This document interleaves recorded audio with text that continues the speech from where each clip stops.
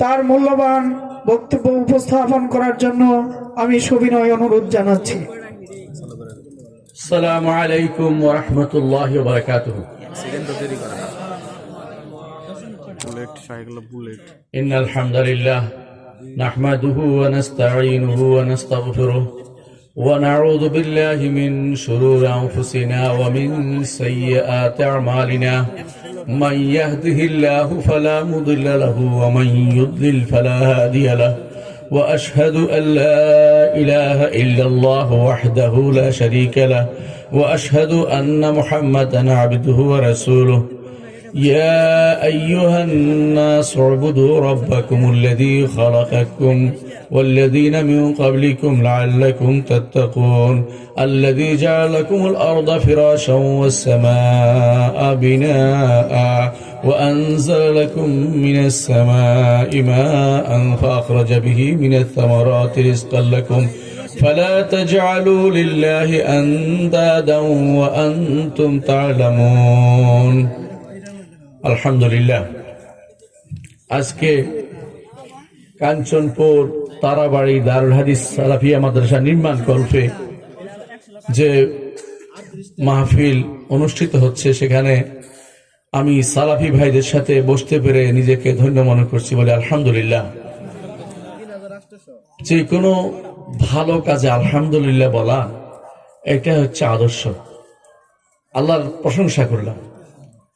একজন মানুষ তার ভালো কাজগুলিতে সবসময় আলহামদুলিল্লাহ বলবে, আলহামদুলিল্লাহ। এমনকি অসুস্থ হলেও বলতে হয় আলহামদুলিল্লাহ আলা কুল্লি হাল।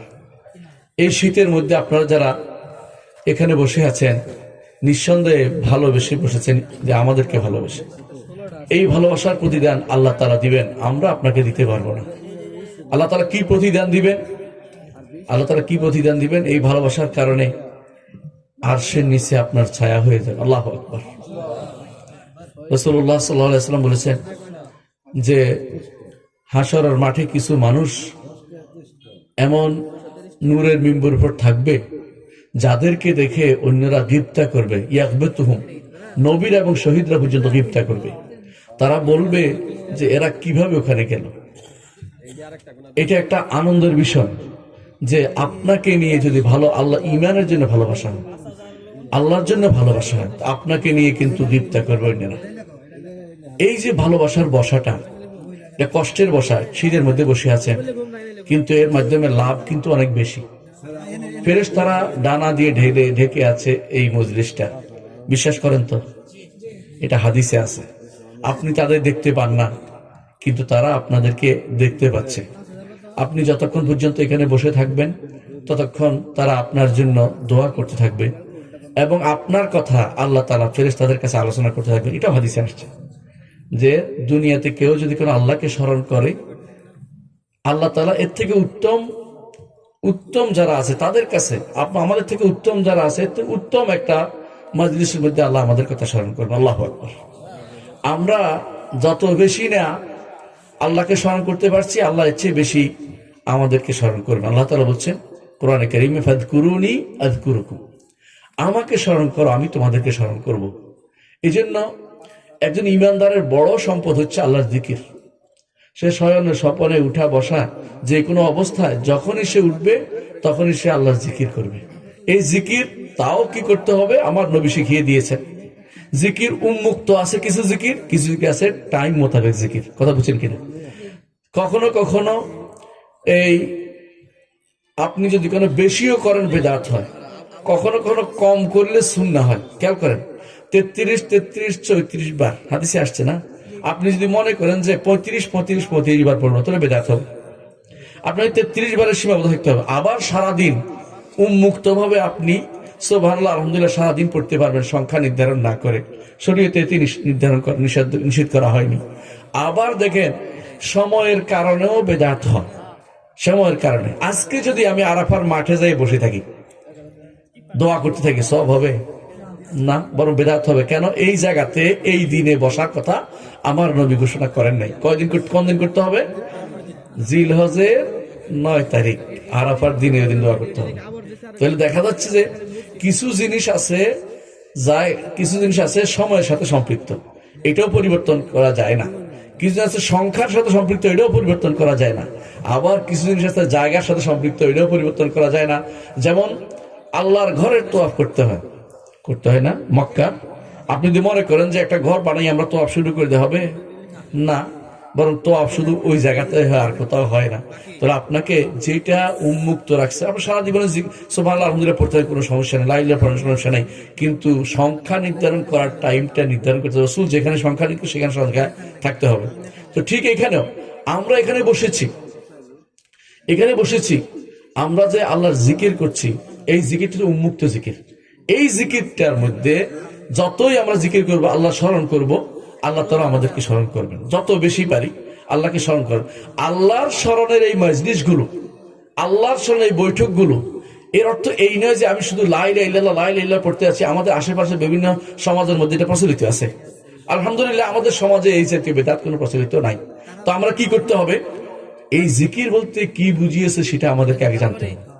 কোরআনে কারীমে আল্লাহ তাআলা বলেছেন ফাযকুরুনি আযকুরুকুম ওয়াশকুরুলি ওয়ালা তাকফুরুন। আমাকে স্মরণ করো, আমি তোমাদেরকে স্মরণ করব। কিভাবে স্মরণ করেন? কোরআন তেলাওয়াত জিকির, হালাল হারামের আলোচনা জিকির, তাওহীদের আলোচনা জিকির, ঈমানের আলোচনা জিকির, যে কোনো দ্বীনের কথা যেটা আলোচনা সেটাই জিকির। এই জন্য মুআয ইবনে জাবাল রাদিয়াল্লাহু আনহু বলেছেন, হালাল হারামের মজলিসগুলো হচ্ছে বড় জিকিরের মজলিস। এই জন্য হারাম হারামের এই মজলিসগুলো আমরা যেখানে আলোচনা করি দ্বীনের, সেটা হচ্ছে উত্তম জিকির। আল্লাহ তাআলা এই জিকিরের মজলিসটা ফেরেশতারা ঘুরতে থাকে, এই জিকিরের মজলিসগুলো খুঁজতে থাকে তারা। হাদিসে আছে রাসূলুল্লাহ সাল্লাল্লাহু আলাইহি ওয়াসাল্লাম বলেছেন, খুঁজতে খুঁজতে তারা যখন এরকম মজলিস পেয়ে যায়, তখন বলতে থাকেন যে হালুম্মু ইলা গাদাইকুম, আসো তোমাদের খাবার দিকে আসো। অর্থাৎ তোমরা এখানে এসে সবকিছু তোমাদের মকসুদ পূর্ণ হবে, এখানে আসো। একে অপরকে ডেকে সেখানে বসে যায়। আমাদের চারপাশে ফেরেশতারা আছে, আমরা ঈমান রাখি, আর আমরা একান্তভাবে বিশুদ্ধ আল্লাহর দ্বীন শিখার জন্য বসেছি। কোনো গল্পের জন্য নয়, সুরের জন্য নয়, কোনো কল্প কাহিনীর জন্য নয়, আমরা আল্লাহর দ্বীনকে শিখার জন্য বসেছি। প্রিয় ভাইরা, আমি একটা আয়াত তেলাওয়াত করেছি, এর মাধ্যমে আলোচনা শেষ করবো ইনশাআল্লাহ। আল্লাহ তাআলা বলছেন কোরআনে কারীমে যে ইয়া আইয়ুহাল্লাযীনা আমানু ইয়া আইয়ুহান নাস উবুদু রাব্বাকুমুল্লাযী খালাকাকুম। হে মানুষেরা, মানুষ, আমিও মানুষ, আপনিও মানুষ, কাফেররাও মানুষ, সবাই মানুষ।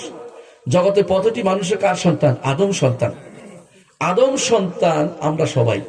কিন্তু আদম সন্তানের মধ্যে কেউ ইমানদার, কেউ কাফের। আল্লাহ তাআলা বলছেন সূরা তাগাবুনের মধ্যে, হুয়াল্লাযী খালাকাকুম ফামিনকুম মুমিনুন ওয়া মিনকুম কাফির। তোমাদের মধ্যে আল্লাহ তাআলা তোমাদের সৃষ্টি করেছেন, তোমাদের মধ্যে কেউ ইমানদার, কেউ কাফের। তাহলে ইমানদার কিছু আল্লাহ তাআলা খাস বান্দা, তারা ঈমান আনতে পেরেছে। আল্লাহর রহমত যাদের উপর, তারা ঈমান আনতে পেরেছে। কিন্তু যারা ঈমান আনে নাই, এরকম সংখ্যা কিন্তু কম না, অনেক বেশি আছে। তাদের উপর আল্লাহ তাআলা তার নেয়ামত দিয়েছেন কিনা, ইমাম ইবনে কাইয়্যিম রাহমাতুল্লাহ আলাইহি বলেন, যে ব্যক্তি ঈমান আনে নাই তার উপর আসলেই নেয়ামত দেওয়া হয় নাই। তাকে দেয়া হয়েছে কিরকম জানেন? কুকুরকে মানুষ হাড্ডিটা দিয়ে খুশি করে রাখে। দুনিয়ার বুকে আপনাকে আল্লাহ তাআলা যে যদি ঈমান না দিয়ে থাকেন, আপনাকে কুকুরকে যেমন হাড্ডি দিয়ে খুশি করে রাখা হয়েছে, কাফেরকে সেরকম হাড় দিয়ে খুশি করে রাখা হয়েছে। আসলে তাদের জন্য দুনিয়াতেও কিছু নাই, আখিরাতেও কিছু নাই। তা দুনিয়ার মূল্য এমনিতেই কম। মুহাম্মদ রাসূলুল্লাহ সাল্লাল্লাহু আলাইহি ওয়াসাল্লাম বলেছেন, দুনিয়ার মূল্য যদি মাছের দানার পরিমাণ থাকতো, আল্লাহ তাআলা কাফেরদেরকে এক ফোঁটা পানি পান করাতেন না, এক ফোঁটা পানি দিতেন না।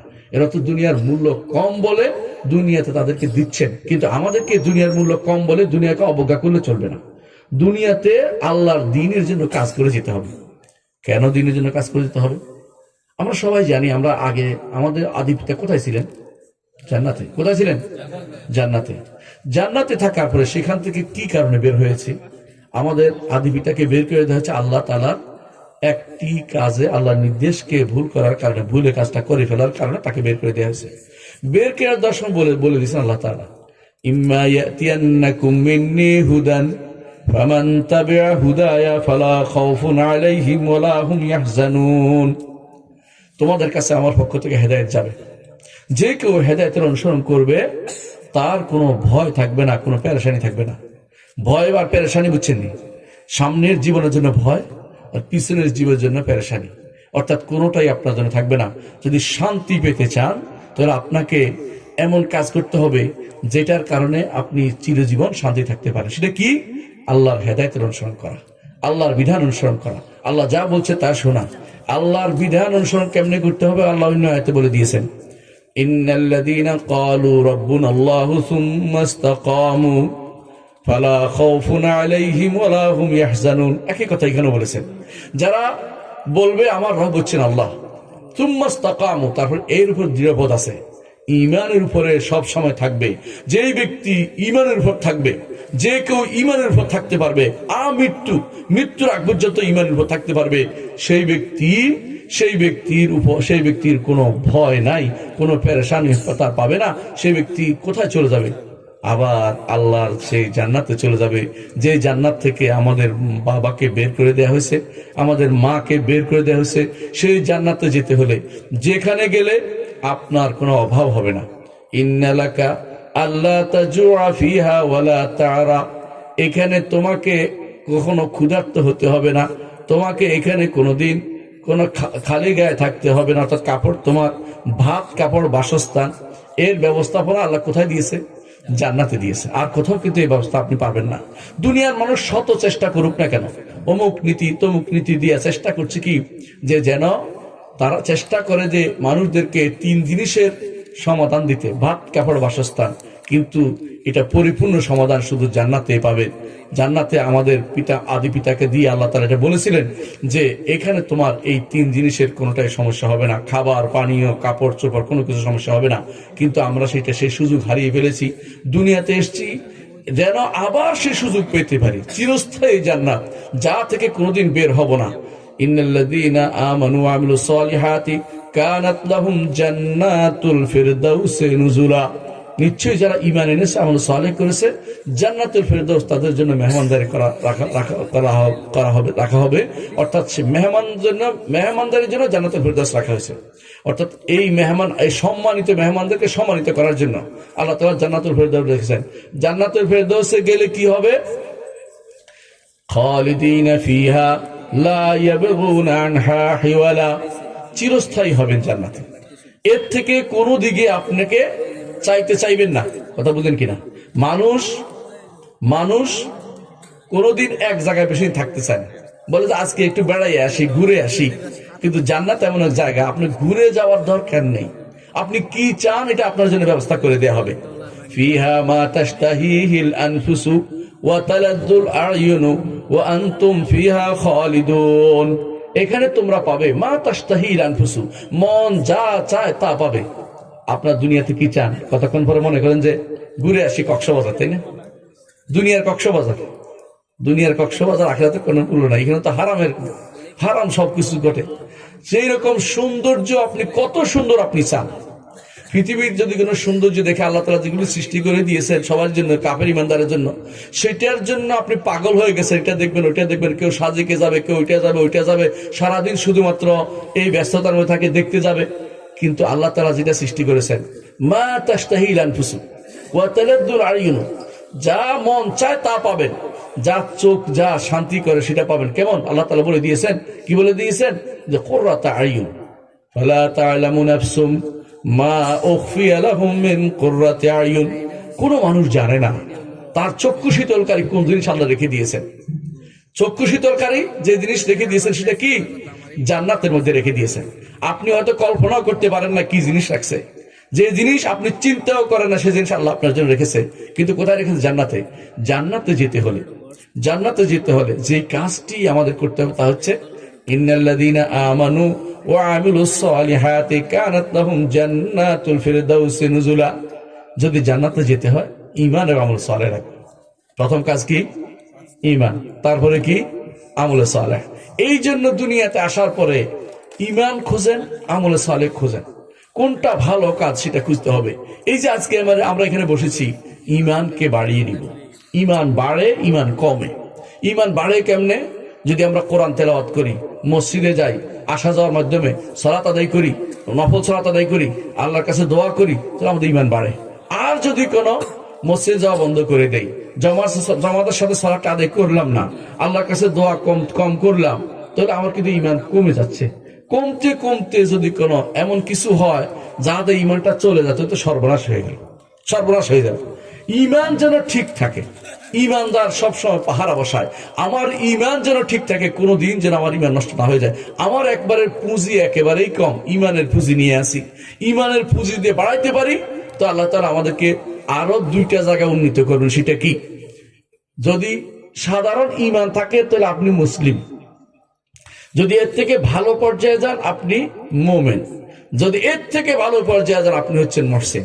আল্লাহ তাআলা কোরআনে কারিমে 3টার কথাই আমাদেরকে জানিয়েছেন, 3টা জিনিসে মানুষে কি বলেছেন আল্লাহ তাআলা?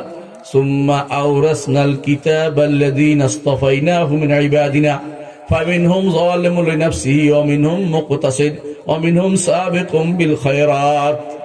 আমার বান্দারা যারা আমার কিতাবের ওয়ারিশ হয়েছে, আমরা তো ওয়ারিশ হয়েছি না, কিতাব পাইছি না, কোরআন পাইছি তো। আল্লাহ তাআলা আমাদেরকে বলছেন এদের মধ্যে 3 শ্রেণী। এক হলো নিজের নফসের উপর জুলুম করে। নফসের উপর কিভাবে জুলুম করে? নফসে জুলুম করছে কিরকম? ফজরের সালাতে জামাতে দিচ্ছে কোনো শীতটাকে শুয়ে রয়েছে, সূর্য উঠার আগে আগে পড়ছে, মানে একেবারে জামাতের কোনো খবর নাই, অথবা একেবারে অন্ধকারকে সাদা করে করে পড়তেছে, কারো সুন্নত কোনো খবর নাই, নিজের অথবা গুনার কাজ করছে, মিথ্যা কথা বলছে, কারো ঠক দিছে, কারো পয়সা নিয়ে গেছে। এগুলি সবই কিন্তু নফসের উপর জুলুম করা। নফসের উপর জুলুম করে যে ব্যক্তি গেছে সেই ব্যক্তি বিপদে আছে, সেই ব্যক্তি সরাসরি জান্নাতের ওয়াদা পায় নাই, সে বিপদে আছে। কোনো কারণে যদি কোনো তার শিরিক এবং কুফর হয়ে যায় তো কিন্তু চিরস্থায়ী জাহান্নামী হয়ে যাবে।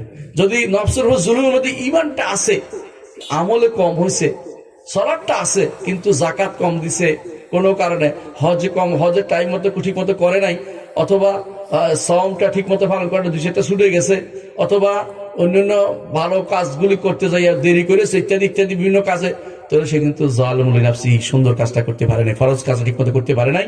এই লোককে আল্লাহ তাআলা জান্নাতে দিতে হলে অনেক কিছু পার হয়ে জান্নাতে যাবে। কিভাবে জান্নাত যাবে? সুপারিশ লাগবে, নবী রাসূলদের সুপারিশ লাগবে, নেককারদের সুপারিশ লাগবে, অথবা এমনকি আমলও সুপারিশ করবে, কোরআন সুপারিশ করবে, কোরআন পড়ছিল কোরআন সুপারিশ করবে, সওম পালন করছিল সওম সুপারিশ করবে। এই সুপারিশের পরে কোন রকমে পার পেয়ে যেতে পারবে জান্নাতের দিকে, সরাসরি জান্নাতে যেতে পারবে না। সরাসরি জান্নাতে যেতে হলে মুমিন হইতে হবে। কি? মুমিন বুঝছেন কিনা? মুমিন হইতে হলে ইমানের যে সমস্ত রোকনগুলি আছে, ইমান রোকন কয়টা ভাই? কয়টা? কেউ 7টা বলছে, আমি শুনছি। 7টা বলা যাবে না, কয়টা? 6টা। এটা শুদ্ধ। ইমানের 6টা রোকনের মধ্যে কোনো সমস্যা হয় নাই, ইমানের 6টা রোকন ঠিক ছিল। বুঝতে পারছো কথাটা? এগুলি একটু পরিবর্তন হলে আর নাই, কোনো কাজ হবে না। আর এই ইসলামের রোকনগুলির মধ্যে লা ইলাহা ইল্লাল্লাহ মুহাম্মাদুর রাসূলুল্লাহ ঠিক ছিল। আর কি ঠিক ছিল? সালাতটাও ফরজটা ঠিক ছিল, কিন্তু নফল কাজগুলি করে নাই, নফল কাজগুলি কিছু কিছু ছুটে গেছে, তার নফল সালাত পড়ে নাই। এই ব্যক্তি কিছু নফল সালাত ছুটে যাওয়ার কারণে এই ব্যক্তি মুমিন পর্যায়ে, কি পর্যায়ে? ঈমানদার পর্যায়ে। এই ব্যক্তিও জান্নাত যাবে। আল্লাহু আকবার। প্রথমবারে জান্নাতে চলে যাবে, আটকাবে না। ফরজ ইমানিয়াত, বুঝছেন তো? আর ইসলামিয়াত, ইসলাম ফরজগুলি, ইমানের যে রোকনগুলি পালন করছে, ইসলামের রোকনগুলি পালন করছে, কিন্তু নফল কাজগুলি তার মধ্যে কিছু কমতি ছিল। এই ব্যক্তি মুমিন পর্যায়ের মানুষ, সেই ব্যক্তিও জান্নাতে চলে যাবে। এই জন্য রাসূলুল্লাহ সাল্লাল্লাহু আলাইহি ওয়াসাল্লামের কাছে এক লোক এসে বলে, ইয়া রাসূলুল্লাহ, আপনার দূত আমাদের কাছে আসছে, আপনার লোক আমাদের কাছে এসে বলছে যে আল্লাহ তাআলা আমার উপর 5 ওয়াক্ত সালাত ফরজ করে দিয়েছে, আমি এটা কি ঠিক? রাসূল বলেন, হ্যাঁ ঠিক বলেছে। বলছে আমি একটু বাড়াবো না, একটু কমাবো না। এবার প্রত্যেকটি ফরজের ব্যাপারে রাসূল, ওই ব্যক্তি বলেছেন, দমা ইবনে সালামা রাদিয়াল্লাহু আনহু বলেছেন যে একটু বাড়াবো না, একটু কমাবো না। রাসূল বলেন, যখন লোকটি চলে গেছে, রাসূল বলেন আফলাহা ইন সাদাকা, লোকটি যদি সত্য বলে থাকে, সত্য করে যায়, তাহলে সে অবশ্যই সফল কাম হবে। সফল কাম হওয়া কি বলেন তো? জান্নাতে যাওয়া। আল্লাহ তাআলা জান্নাতে যাওয়ার কথাটা বলেছেন কোরআনে কারিমে, ফামান যুহজিহা আনিন নারি ওয়া উদখিলাল জান্নাতা ফাকাদ ফাজ, যাকে জাহান্নাম থেকে দূর রাখা হয়েছে, জান্নাতে প্রবেশ করানো, সেই ব্যক্তি সফল কাম। তো সফল কাম ওই বলেছেন ওই ব্যক্তিকে, যে ব্যক্তি ঈমান ঠিক রাখছে, আমল ফরজগুলি আদায় করছে, নফলে কমতি হয়েছে, সেই ব্যক্তিও জান্নাতে চলে যাবে, কোনো সমস্যা নাই। কিন্তু আমাদের আমাদের আমলগুলোতে ফরজগুলি যে আদায় করি, কত রকমের যে বিড়ম্বনা জানেন তো? যখন সালাতে দাঁড়াই তখন কি হিসাব করি? বাজারের হিসাব করি, গরুর হিসাব করি, ক্ষেতের ধানের হিসাব করি, তারপরে পোলাপান কোন দিকে গেল রে, খুঁজে রে, ওই ছেলে আসলো না বাড়িতে, তাই না? এই হিসাব কিন্তু চলতে থাকে। আর যদি ছোট বাচ্চারা হয় তাদের হিসাব হয় কখন এনতে বের হয়ে যাইয়া খেলাধুলা শুরু করব, অথবা মোবাইলটা কখন টিপতে আরম্ভ করব, এই চিন্তা একটা সন্ত বিপদ থাকে। এর অর্থ হচ্ছে সালাতের ভিতরে আমাদের ঠিক মতো সালাত আদায় করা হচ্ছে না। তখন আমাদের নফলটা এসে সেটা পূর্ণ করবে। মুহাম্মদ রাসূলুল্লাহ সাল্লাল্লাহু আলাইহি ওয়াসাল্লাম বলেছেন, হাসরের মাঠে প্রথম আল্লাহর হকের মধ্যে প্রথম হিসাব নেওয়া হবে সালাতের। প্রথম কি হিসাব নেবে? সালাতের। তারপর যখন কমে যাবে, দেখতে কম হয়েছে, বলে যে দেখো আমার বান্দার কোনো নফল সালাত আছে কিনা।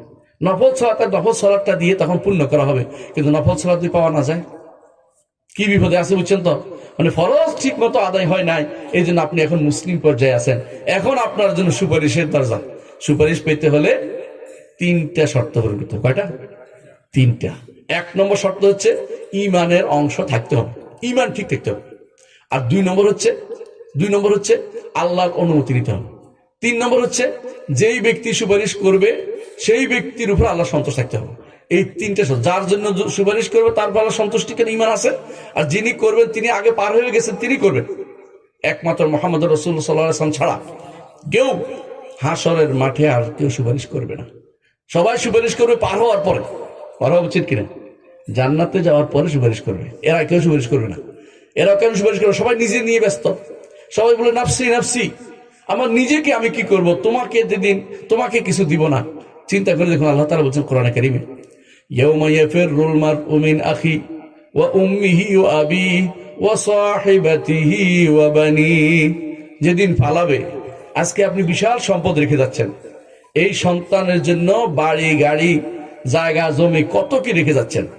আপনার স্ত্রীর জন্য গয়না গাটি কিনে দিছেন, এইটা দিছেন, ওইটা দিছেন, কিন্তু এই স্ত্রীও আপনার থেকে পালাবে, আপনার সন্তানও পালাবে, আপনার পিতাও পালাবে, আপনার বন্ধু বান্ধব পালাবে, কেউ আপনার কাছে থাকবে না। আল আখিল্লাউ বা'দুহুম লিবা'দিন আদুউন ইল্লাল মুত্তাকুন। মুত্তাকিরা ছাড়া এই দুনিয়ার যে বন্ধু বান্ধব হয়েছিল সব পালাতে থাকবে। কেমন বন্ধু বান্ধব হয়েছে? দোস্ত চল সিনেমাটা দেখে ফেলি, দোস্ত চল ওই একটা ভালো খেলা চলতেছে খেলাটা দেখে আসি, দোস্ত ওখানে হারামটা দেখে আসি। দোস্তের পাল্লায় পড়ে আপনি শিরিক করেছেন, কুফর করেছেন, নেফাক করেছেন, হারাম কাজ করেছেন, এই দোস্ত আপনাকে ডুবাবে। এই দোস্তের কারণ হাসরের দিন দোস্ত আপনার কাছ থেকে পালিয়ে যাবে, দোস্ত আপনার কোনো উপকার করবে না। সেদিন যদি উপকার কেউ করে, সেদিন উপকার করবে ইমানদার নেককার বান্দারা। আপনার নেক বান্দারা সেদিন যখন পার হবে, তখন সে বলবে আমার ভাই সালাত আদায় করতো, আমার সাথে তারে খুঁজে পাচ্ছি না। আল্লাহর কাছে যে ফরিয়াদ করবে, আল্লাহর অনুমতি হবে, তারপরে আপনার জন্য সুপারিশ করতে আসবে।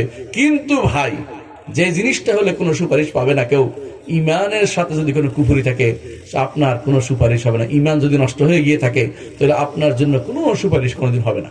তাহলে আপনার জানা দরকার, ইমানটা দরকার। আল্লাহর উপর ইমান কিভাবে হবে? আল্লাহর উপর ইমানটা সবসময় খেয়াল রাখবেন। আল্লাহর উপর ইমান যদি হতে হয়, তাহলে 3টা জিনিস লাগবে। কয়টা জিনিস? 3টা জিনিস। 1 নম্বর জিনিস হচ্ছে তিনি আমার রব। রিজিক কে দেয়?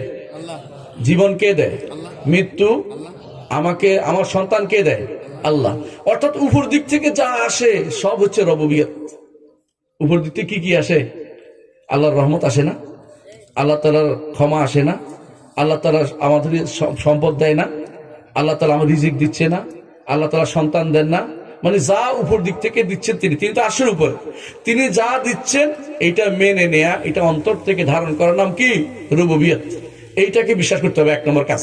এটা আমরা সবাই মানব যে আমাকে বিপদ আপদে কোনো কবর বাঁচাতে পারে না, আমাকে বিপদ আপদে কোনো তাবিজ বাঁচাতে পারবে না, আমাদের বিপদ আপদে কোনো মাজার বাঁচাইতে পারবে না, বিপদ আপদে কোনো গজার মাছ বাঁচাইতে পারবে না, বিপদ আপদে আমাকে কোনো কচ্ছপ মাছ বাঁচাইতে পারবে না, বিপদ আপদে আমাকে কোনো অমুক অমুক অমুক কিছু অমুক কি আরো কত কিছু আছে, কুমির আছে না, অমুক কুমির বাঁচাইতে পারবে না। আমাকে কে বাঁচাবে? আল্লাহ। এই আল্লাহ, এই যে আমার মাথার ভিতরে যে বিশ্বাসটা রাখছি, এই উপর থেকে যা কিছু আসে, এটা যদি দিতে হয় আল্লাহ দিবে, যদি তাড়াইতে হয় আল্লাহ তাড়াবেন। বিপদ আপদ কে তাড়াবেন? আল্লাহ। যদি তোমাকে কোনো ক্ষতি কোনো আক্রমণ করে, ক্ষতি তোমাকে পেয়ে বসে, এইটা থেকে বাঁচানোর জন্য আল্লাহ ব্যতীত আর কেউ নাই। এটা আমাদের মাথায় রাখতে হবে। বুঝছেন কিনা কথাটা? আপনাকে আপনার সন্তানের চাকরির ব্যবস্থা কে করবে?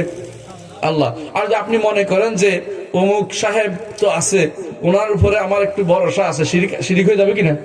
শিরিক হয়ে যাবে। ভরসা কার করতে হবে? একমাত্র আল্লাহর উপরে।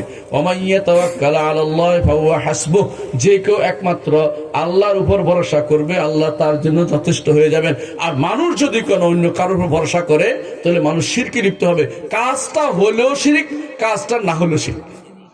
কাজটা হলেও শিরিক, কাজটা না হলেও শিরিক। এর অর্থ হচ্ছে উপর দিক থেকে যা যা আসবে রুবুবিয়ত, আল্লাহকে রব মানতে হবে। দ্বিতীয় কি কাজ করতে হবে? দ্বিতীয় কাজ হচ্ছে এটা, আল্লাহকে তো রব মানছি, আল্লাহকে ডাকতে হবে না? আল্লাহকে নাম এবং গুণের মাধ্যমে ডাকতে হবে। আল্লাহকে নাম এবং গুণের মাধ্যমে ডাকতে হবে। আল্লাহ নাম এবং গুণের স্বীকৃতি দিতে হবে। আল্লাহর যত নাম সব মানি, আল্লাহর যত গুণ সব মানি। আল্লাহর নাম এবং গুণ দিয়ে আল্লাহকে ডাকতে হবে। আল্লাহ তাআলা বলছেন ওয়ালিল্লাহিল আসমাউল হুসনা ফাদউহু বিহা, আল্লাহর রয়েছে সুন্দর সুন্দর নাম, সেগুলো দিয়ে আল্লাহকে ডাকো। কি ডাকবেন? ইয়া রহমান, ইয়া রাহিম, ইয়া হাইয়া কাইয়ুম, এ বলে হবে না? এ বলে হবে না। কি বলতে হবে? ইয়া রাহিম ইরহামনি, হে দয়াবান আমাকে দয়া করো। ইয়া গফুর ইগফিরলি, হে ক্ষমাশীল আমাকে ক্ষমা করো। বাংলা বলতে পারবেন না? বাংলা আল্লাহ বুঝেন কিনা? বুঝেন কিনা? আল্লাহ কঠিন ভাষা আল্লাহ তো দিচ্ছেন, তাই না? আল্লাহ তো আমাদেরকে শিখাইছেন ভাষা। শিক্ষা দিয়েছে কে? ভাষা আল্লাহ। আর রহমান আল্লামাল কোরআন খালাকাল ইনসানা আল্লামাহুল বায়ান, বায়ান শিক্ষা দিয়েছে কে? আল্লাহ। যত ভাষা আছে পৃথিবীতে আমার রব শিক্ষা দিয়েছেন, সুতরাং তিনি সব ভাষা বুঝেন। আপনি সব বাংলা ভাষায় বলবেন। অনুবাদগুলি এখন আপনাদের হাতের নাগালে আছে, আল্লাহর নামগুলি অনুবাদ। আল্লাহ তাআলাকে সেই নামগুলি ডাকে বাংলায় বলবেন, আল্লাহ তুমি তো সিত্তির, তুমি আমাকে আমার দোষটি গোপন করে দাও। আল্লাহ তুমি তো দয়াবান, তুমি দয়া করো। আল্লাহ আমি বিপদগ্রস্ত, আমাকে উদ্ধার করো। এইভাবে আল্লাহর কাছে বারবার আপনি নাম এবং গুণের ওসিলা দিয়ে চাইবেন। এটা আল্লাহ তাআলা খুশি হন। যে ব্যক্তি আল্লাহর কাছে চাইবে না, আল্লাহ তার উপর রাগ করেন। দুনিয়ার মানুষ চাইলে রাগ করে, যে ওরটা দেখা করা কে দিয়ে চলে যায়। চাইলে দেখলেই মাদ্রাসার জন্য টাকা চাইবো, এই জন্য কেউ এখানে আসেও না। অনেকে যে মাদ্রাসার জন্য টাকা চাইতে পারে, হ্যাঁ, এই জন্য ভয়ে ভয়ে অনেকে দূরে দূরে থাকে। কিন্তু আমার রব্বুল আলামিন, আমরা সারা দুনিয়ার মানুষ যদি কোনো তার সব কিছু ইমানদার কাফের সব থেকে সবকিছু পাই, আল্লাহর কদ্দুর কমবে জানেন? একটু কমবে না, একটু কমবে না। হাদিসে আছে, রাসূলুল্লাহ সাল্লাল্লাহু আলাইহি ওয়াসাল্লাম বলেছেন, হাদিসে কুদসিতে আসছে এটা, যে তোমাদের সমস্ত মানুষ যদি কোনো আমার কাছে চাও আর আমি সবাইকে দেই, ইমানদার কাফের জিন মানব সব যদি আমার কাছে চাও, আমি যদি সবাইকে দেই, আমার ভান্ডার থেকে ওটুকু হয়তো কমতে পারে। যতটুকু একটা সুই ফেললে সমুদ্রের মধ্যে সুইর সাথে যা উঠে ওইটাই।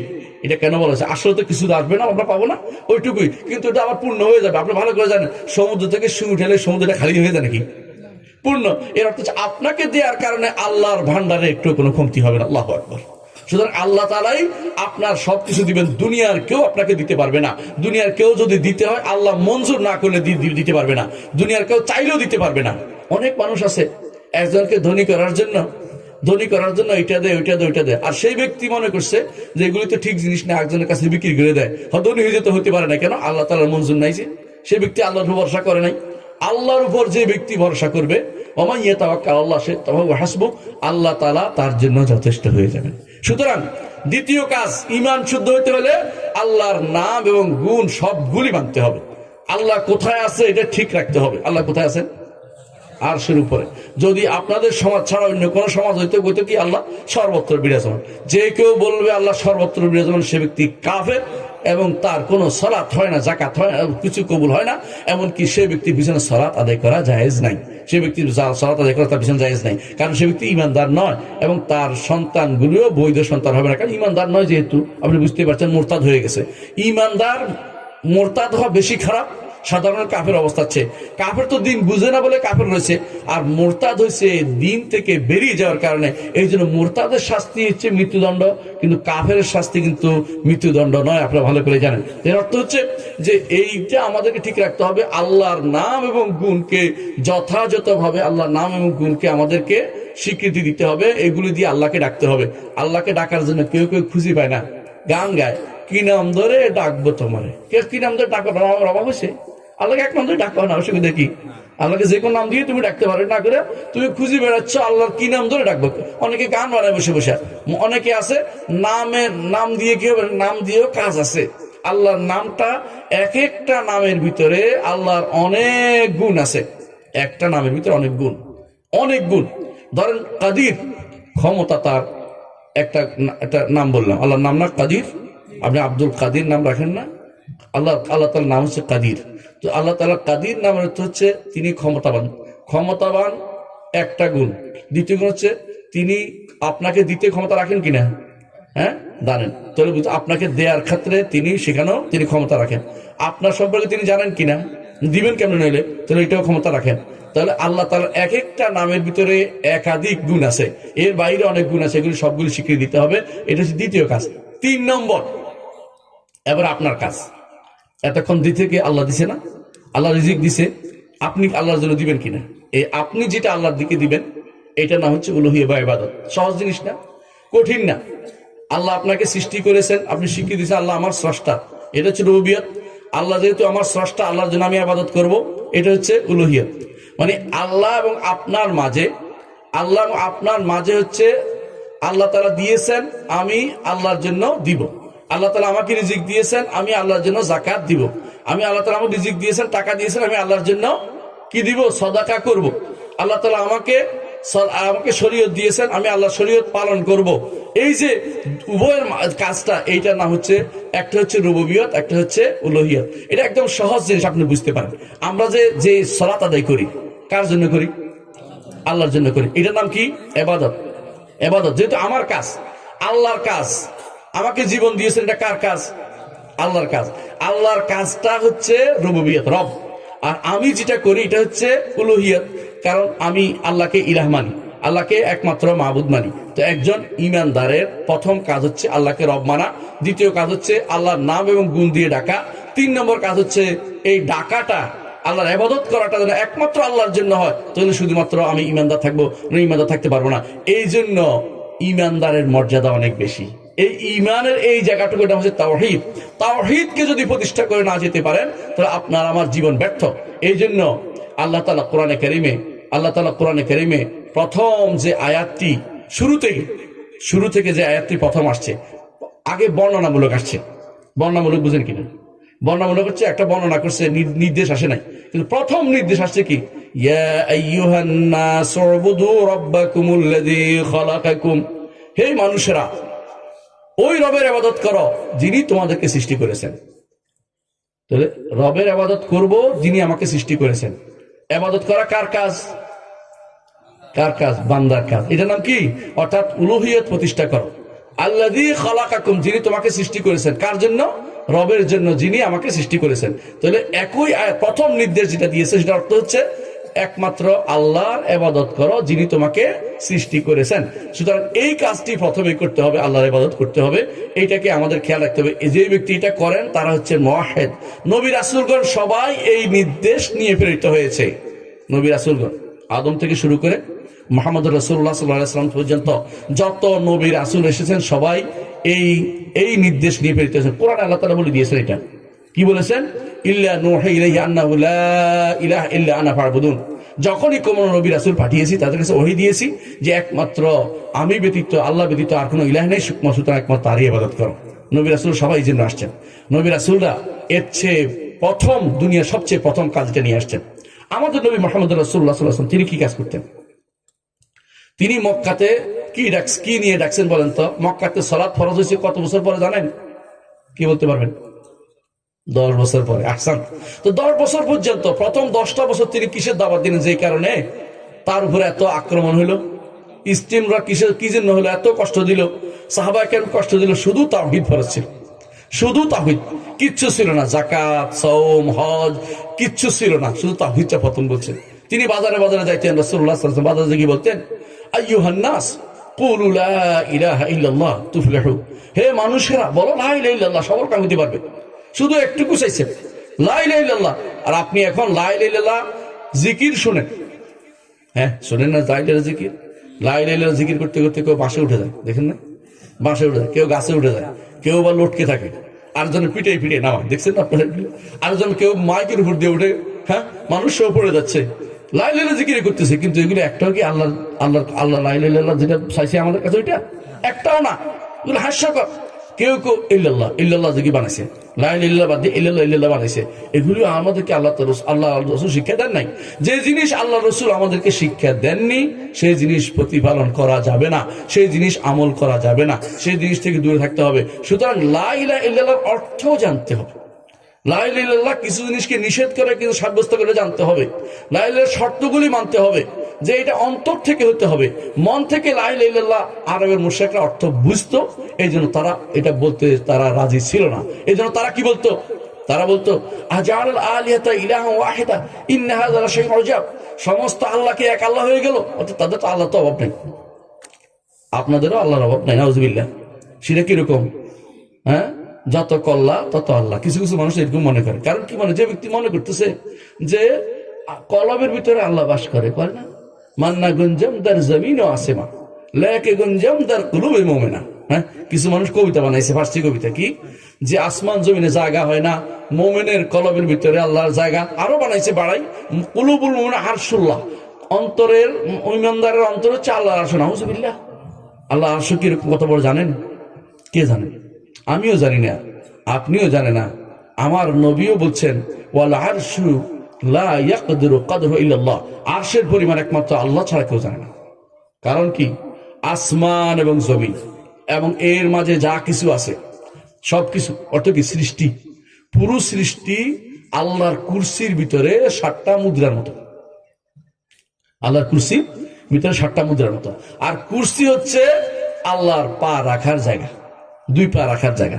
সেখানে 7টা মুদ্রা পড়ে রয়েছে। একটা বিস্তীর্ণ ভূমিতে, একটা মরুভূমিতে 7টা মুদ্রা খুঁজে বের করা অত কঠিন, বুঝলেন কিনা? কুরসি কত বড় আর আরশ কত বড়, রাসূল বলছেন আমার আল্লাহ ছাড়া কেউ সেটা বলতে পারবে না। আর এরা কি করে? আরশ নিয়ে আসছে কোথায়? কলবের মধ্যে। আপনি কি চিন্তা করেন কত বড় পাগল? মানে তার মধ্যে রাসূল যা বলছেন সেটা শোনার কোনো ইচ্ছা নাই। ফার্সি কবিতা আমাদের কাছে এখন কি হয়ে গেছে? দলিল প্রমাণ হয়ে গেছে। আল্লাহ এবং তার রাসূল কি বলেছেন সেটা জানার প্রতি তাদের কোনো আগ্রহ নাই। আল্লাহ এবং তার রাসূল কি বলেছেন সেটা আমাদেরকে আগে শিখতে হবে। সুতরাং জানতে হবে যে আল্লাহ সম্পর্কে আমাদেরকে জানা দরকার, ইমানটা তাজা করা দরকার। লা ইলাহা ইল্লাল্লাহ হচ্ছে প্রত্যেক নবী দাওয়াত নিয়ে এসেছেন। এমনকি মুহাম্মদ রাসূলুল্লাহ সাল্লাল্লাহু আলাইহি ওয়াসাল্লাম, অনেকে বলতে পারেন যে মক্কাতে দাওয়াত দিয়েছেন, মদিনাতে দাওয়াত দেন নাই। এটা কিন্তু ঠিক না। মুহাম্মদ রাসূলুল্লাহ সাল্লাল্লাহু আলাইহি ওয়াসাল্লাম জীবনের শেষ সময় যখন তিনি মুআয ইবনে জাবাল রাদিয়াল্লাহু আনহুকে ইয়ামানে পাঠিয়েছেন। কোথায় পাঠিয়েছেন? ইয়ামানে পাঠিয়েছেন কি জন্য? সেই সময় ইয়ামানরা বলছে ঈমান আনবে, এই জন্য দাওয়াতের জন্য পাঠিয়েছেন। তখন তিনি বলেছিলেন মুআয, তুমি এসে হয়তো আমাকে আর পাবে না, অর্থাৎ তিনি দুনিয়া থেকে চলে যাবেন। ঠিকই, রাসূলুল্লাহ সাল্লাল্লাহু আলাইহি ওয়াসাল্লামকে আর পায়নি তিনি এসে। তুমি কিসের দাওয়াত দিবে আগে বলো। বলছি ইয়া রাসূলুল্লাহ, কিসের দাওয়াত দিবে? তিনি বলছেন প্রথম তাদেরকে দাওয়াত দিবে শাহাদাতু আল্লা ইলাহা ইল্লাল্লাহ। দেখছেন তো, প্রথম কিসের দাওয়াত হবে? তাওহীদের দাওয়াত। মুহাম্মদ রাসূলুল্লাহ সাল্লাল্লাহু আলাইহি ওয়াসাল্লাম সব শেষে শিক্ষা দিয়েছেন। এটা জীবনের শেষ মুহূর্তে যাকে পাঠিয়েছেন, দাওয়াতের প্রথম কাজ হবে তাওহীদের দাওয়াত। এই জন্য তাওহীদের দাওয়াত নিয়ে তিনি সেখানে গেছেন এবং তাওহীদের দাওয়াত দিয়েছেন। যত লোক, যত সাহাবায়ে কেরাম যেখানে গেছেন প্রথমে তাওহীদের দাওয়াত দিয়েছেন। এই জন্য আমাদের দেশে মানুষ ইসলাম গ্রহণ করেছে, কিন্তু সাহাবায়ে কেরাম আমার দেশে রাষ্ট্র প্রতিষ্ঠা করেন নাই। করছে নাকি? কোন সাহাবীর একটা রাষ্ট্র ছিল না? কিন্তু সবাই ইসলাম গ্রহণ করলে অটোমেটিকলি রাষ্ট্র হয়ে যায়। কথা বুঝলেন কিনা? তাওহীদের ধারণা আমাদের দেশে এখনো নাই। শতকরা 90% মানুষ এখনো তাওহীদ মানে না। 90% মানুষকে এখন তাওহীদ বোঝানো যায় না। তাওহীদ যদি মানতো এত মাজার থাকতো?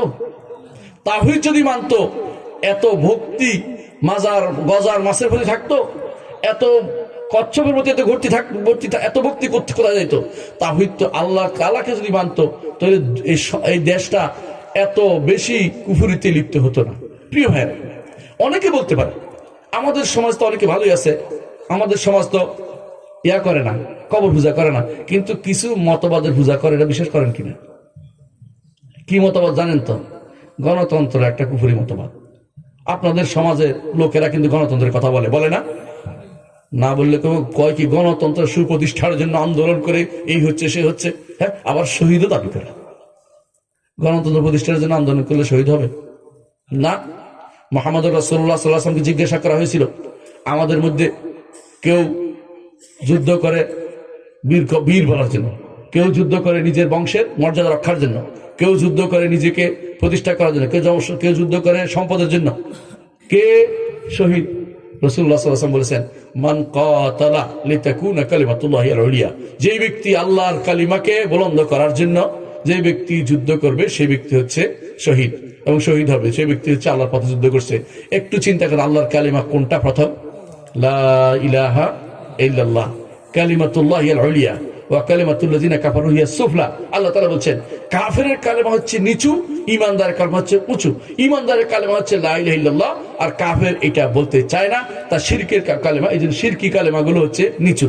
মুহাম্মদ রাসূলুল্লাহ সাল্লাল্লাহু আলাইহি ওয়াসাল্লাম তিনি যখন নবুয়ত পেলেন, তিনি হজের মৌসুমে তিনি দেখতেন যে হাজিরা আসছে, বিভিন্ন জায়গা থেকে আসছে, তিনি দাওয়াত নিয়ে তাদের কাছে যাইতেন, দাওয়াত নিয়ে তাদের কাছে যাইতেন।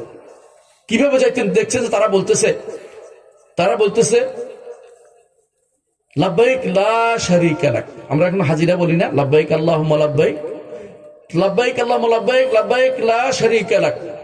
এর দূর বলে সমুদ্র থামো থামো, আর বলিও না, এটা তো চমৎকার। আল্লাহ আমি হাজির, আপনার কোনো শরীক নেই। সুন্দর কথা না? এটা তাওহীদের কথা। কিন্তু এর পরেই তারা চিন্তা করলো, ওদের বিবেক আছে তো, যে আমরা যদি বললাম আল্লাহ কোনো শরীক নাই, তাহলে লাত মানাত উজ্জা এবং এইটার ভিতরে 360টা মূর্তি, এগুলি কি করবো? তো এগুলো তো বেহুদা। না না না না, তো কি করতে হবে? একটু বদলাইতে হবে। কি বদলাইতে হবে? ইল্লা শারীকান হুয়া লাকা তামলিকুহু ওয়া মা মালাক। তবে কিছু শরীক আছে যেটার আপনি মালিক, তারা আপনার মালিক নয়। মানে একটা প্যাঁচ মারল, প্যাঁচ মারা কথা বুঝছেন তো? প্যাঁচ দিয়ে দিল, যাতে করে অন্তত তাদের ওলি আল্লাহদের রক্ষা হয়, ওলি আল্লাহদের রক্ষা হয়। আজও যদি আপনি তাদেরকে বলেন যে আল্লাহ ছাড়া কেউ আপনার কোনো উপকারটি করতে পারবে না, হাসরের মাঠে কেউ জাহাজ নিয়ে আসবে না, হাসরের মাঠে কেউ ওইটা নিয়ে আসবে না। হাসরের মাঠে কেউ তো জাহাজ নিয়ে কথা বুঝেন কিনা? কোন কোন পীরের মুরিদারা বিশ্বাস করে হাসরের মাঠে তাদের পিসাব জাহাজ নিয়ে আসবে। এমন এটা নয়, শুধু কোন কোন পীরে বিশ্বাস করে কবরের মধ্যে, পীরের মুরিদারা বিশ্বাস কবরের মধ্যে পিসাব আসবে। কি শিখা দেওয়ার জন্য? মান রাব্বুকা ওয়া মা দীনুকা ওয়া মান নাবিয়ুকা, এটা উত্তর উনি দিয়ে দিবে, আমার কোনো দরকার নাই। আর আউযুবিল্লাহ, এটাও বিশ্বাস করেন। আপনি বিশ্বাস করেন কিনা ওয়াজ শুনবেন আপনারা, দেখবেন এটার মধ্যে আউযুবিল্লাহ মিথ্যা কুফরি শিক্ষা দিচ্ছে। এই কুফরি শিক্ষা দেওয়া হচ্ছে, এই দরবারগুলোতে কুফরি চালু করা হচ্ছে। এই যে কুফরি চালু করা হচ্ছে, এটা সম্পূর্ণরূপে নবী রাসূলদের তাওহীদের বিরোধী। এগুলি হচ্ছে কালিমাতুল্লাযিনা কাফারু হিয়াস সুফলা, নিচু কালেমা। আর আল্লাহর কালেমা হচ্ছে সবার উপরে। আল্লাহর কালেমা হচ্ছে লা ইলাহা ইল্লাল্লাহ। এই লা ইলাহা ইল্লাল্লাহ কোরআনেরও কথা, লা ইলাহা ইল্লাল্লাহ আল্লাহর সমস্ত কিতাবের কথা। লা ইলাহা ইল্লাল্লাহ ফজরের সালাতের মধ্যে আজান হইলে লা ইলাহা ইল্লাল্লাহ বলেন না? এমনকি যখন সালাত শেষ করেন তখনও লা ইলাহা ইল্লাল্লাহ বলেন না? 3 বার বলেন লা ইলাহা ইল্লাল্লাহ ওয়াহদাহু লা শারীকা লাহুল মুলকু ওয়া বলেন না? আরো অনেকগুলো লা ইলাহা ইল্লাল্লাহ বারবার বলতে থাকেন, 3 বার 4 বার করে বলতে থাকেন, এমনকি 10 বার পড়েন এটা। তারপরে কেউ কেউ বলছে 100 বার হাদিসে আছে পড়েন।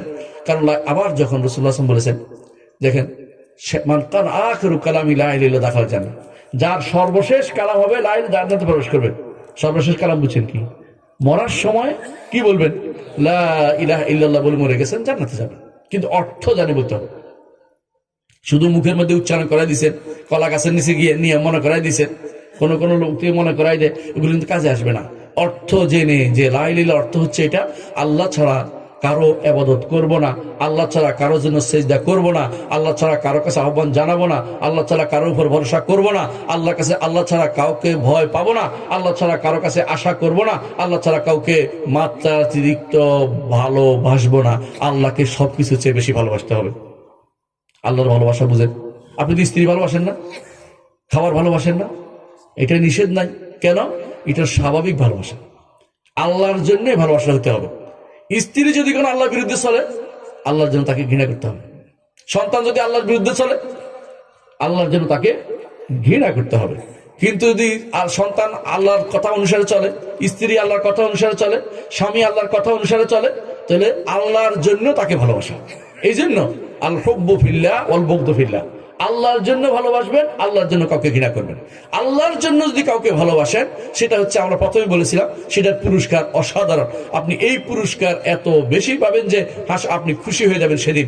আল্লাহর জন্য আমি ভালোবেসেছিলাম, আল্লাহর জন্য ভালোবাসা। খাবার দাবার স্বাভাবিক ভালোবাসা, কিন্তু যদি কোনো এই ভালোবাসা, যে স্বাভাবিক ভালোবাসাটা আল্লাহর ভালোবাসার উপরে উঠে যায়, তখন সেটা শিরকে পরিণত হয়ে যায়।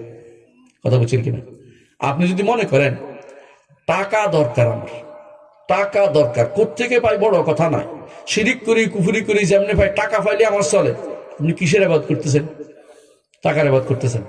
আপনি যদি মনে করেন যে শিরিক কুফর এগুলি বড় কথা নয়, আমার দরকার হচ্ছে চাকরিটা। কিসের বাদ করছেন? চাকরি বাদ করছেন, বুঝছেন তো? আপনার বউ আপনাকে বলছে যে এটা করতে হবে ওইটা করতে হবে, কুফুরি শিরক করতেছে, ওই মাজারে 10টা টাকা দিয়ে আসো, আপনি বলছেন যে কোনো সমাধানে বউ যেটা বলে এটা আমি মানি, তাহলে কি হবে? এটা বউয়ের বাদ করতেছেন। স্বামী, আপনার স্বামী এটা বলছে এটা বলছে এটা বলছে, স্বামীর কথা শুনছে, আল্লাহর বিরুদ্ধে যাইয়া সরাসরি স্বামী হচ্ছে আমার সব, এটা মনে করছেন, আপনি স্বামীর বাদ করতেছেন। আল্লাহর কথার উপরে যেটা উঠে যাবে, আল্লাহর ভালোবাসার উপরে যেটা উঠে যাবে, যেটাকে প্রাধান্য দেন, সেটা আপনার ইবাদতে পরিণত হয়ে যাবে। আমার কথা নয়, মুহাম্মদুর রাসূলুল্লাহ সাল্লাল্লাহু আলাইহি ওয়াসাল্লাম বলে দিয়েছেন। বলেন, দলিল দেন।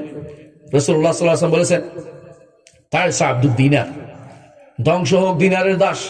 তায়েসা আব্দুদ দিরহাম, ধ্বংস হোক দিরহামের দাস। তারপর রাসূল বলেছেন, তায়েসা আব্দুল খাবিলা, তায়েসা আব্দুল খাবিসা, ধ্বংস হোক কাপড়ের দাস, ধ্বংস হোক চাদরের দাস। চাদরের দাস কেমনে হয়? চাদরের চিন্তা করে কেউ? অর্থ কি? চাদর এত ভালোবাসছে যে প্রয়োজনে শিরিক করতে কোনো ব্যাপার না, বুঝলেন কিনা? কাফেরের দেশে আপনারা এখন থাকতে চান সম্পদের জন্য, লাভ কি শান্তিতে বসবাস করার জন্য, সন্তানকে প্রোভাইড করার জন্য। প্রিয় ভাইরা, কতদিন বাঁচবে? মরলে কার কাছে যাবে? আল্লাহর কাছে যেতে হবে, আল্লাহর কাছে যেতে হবে।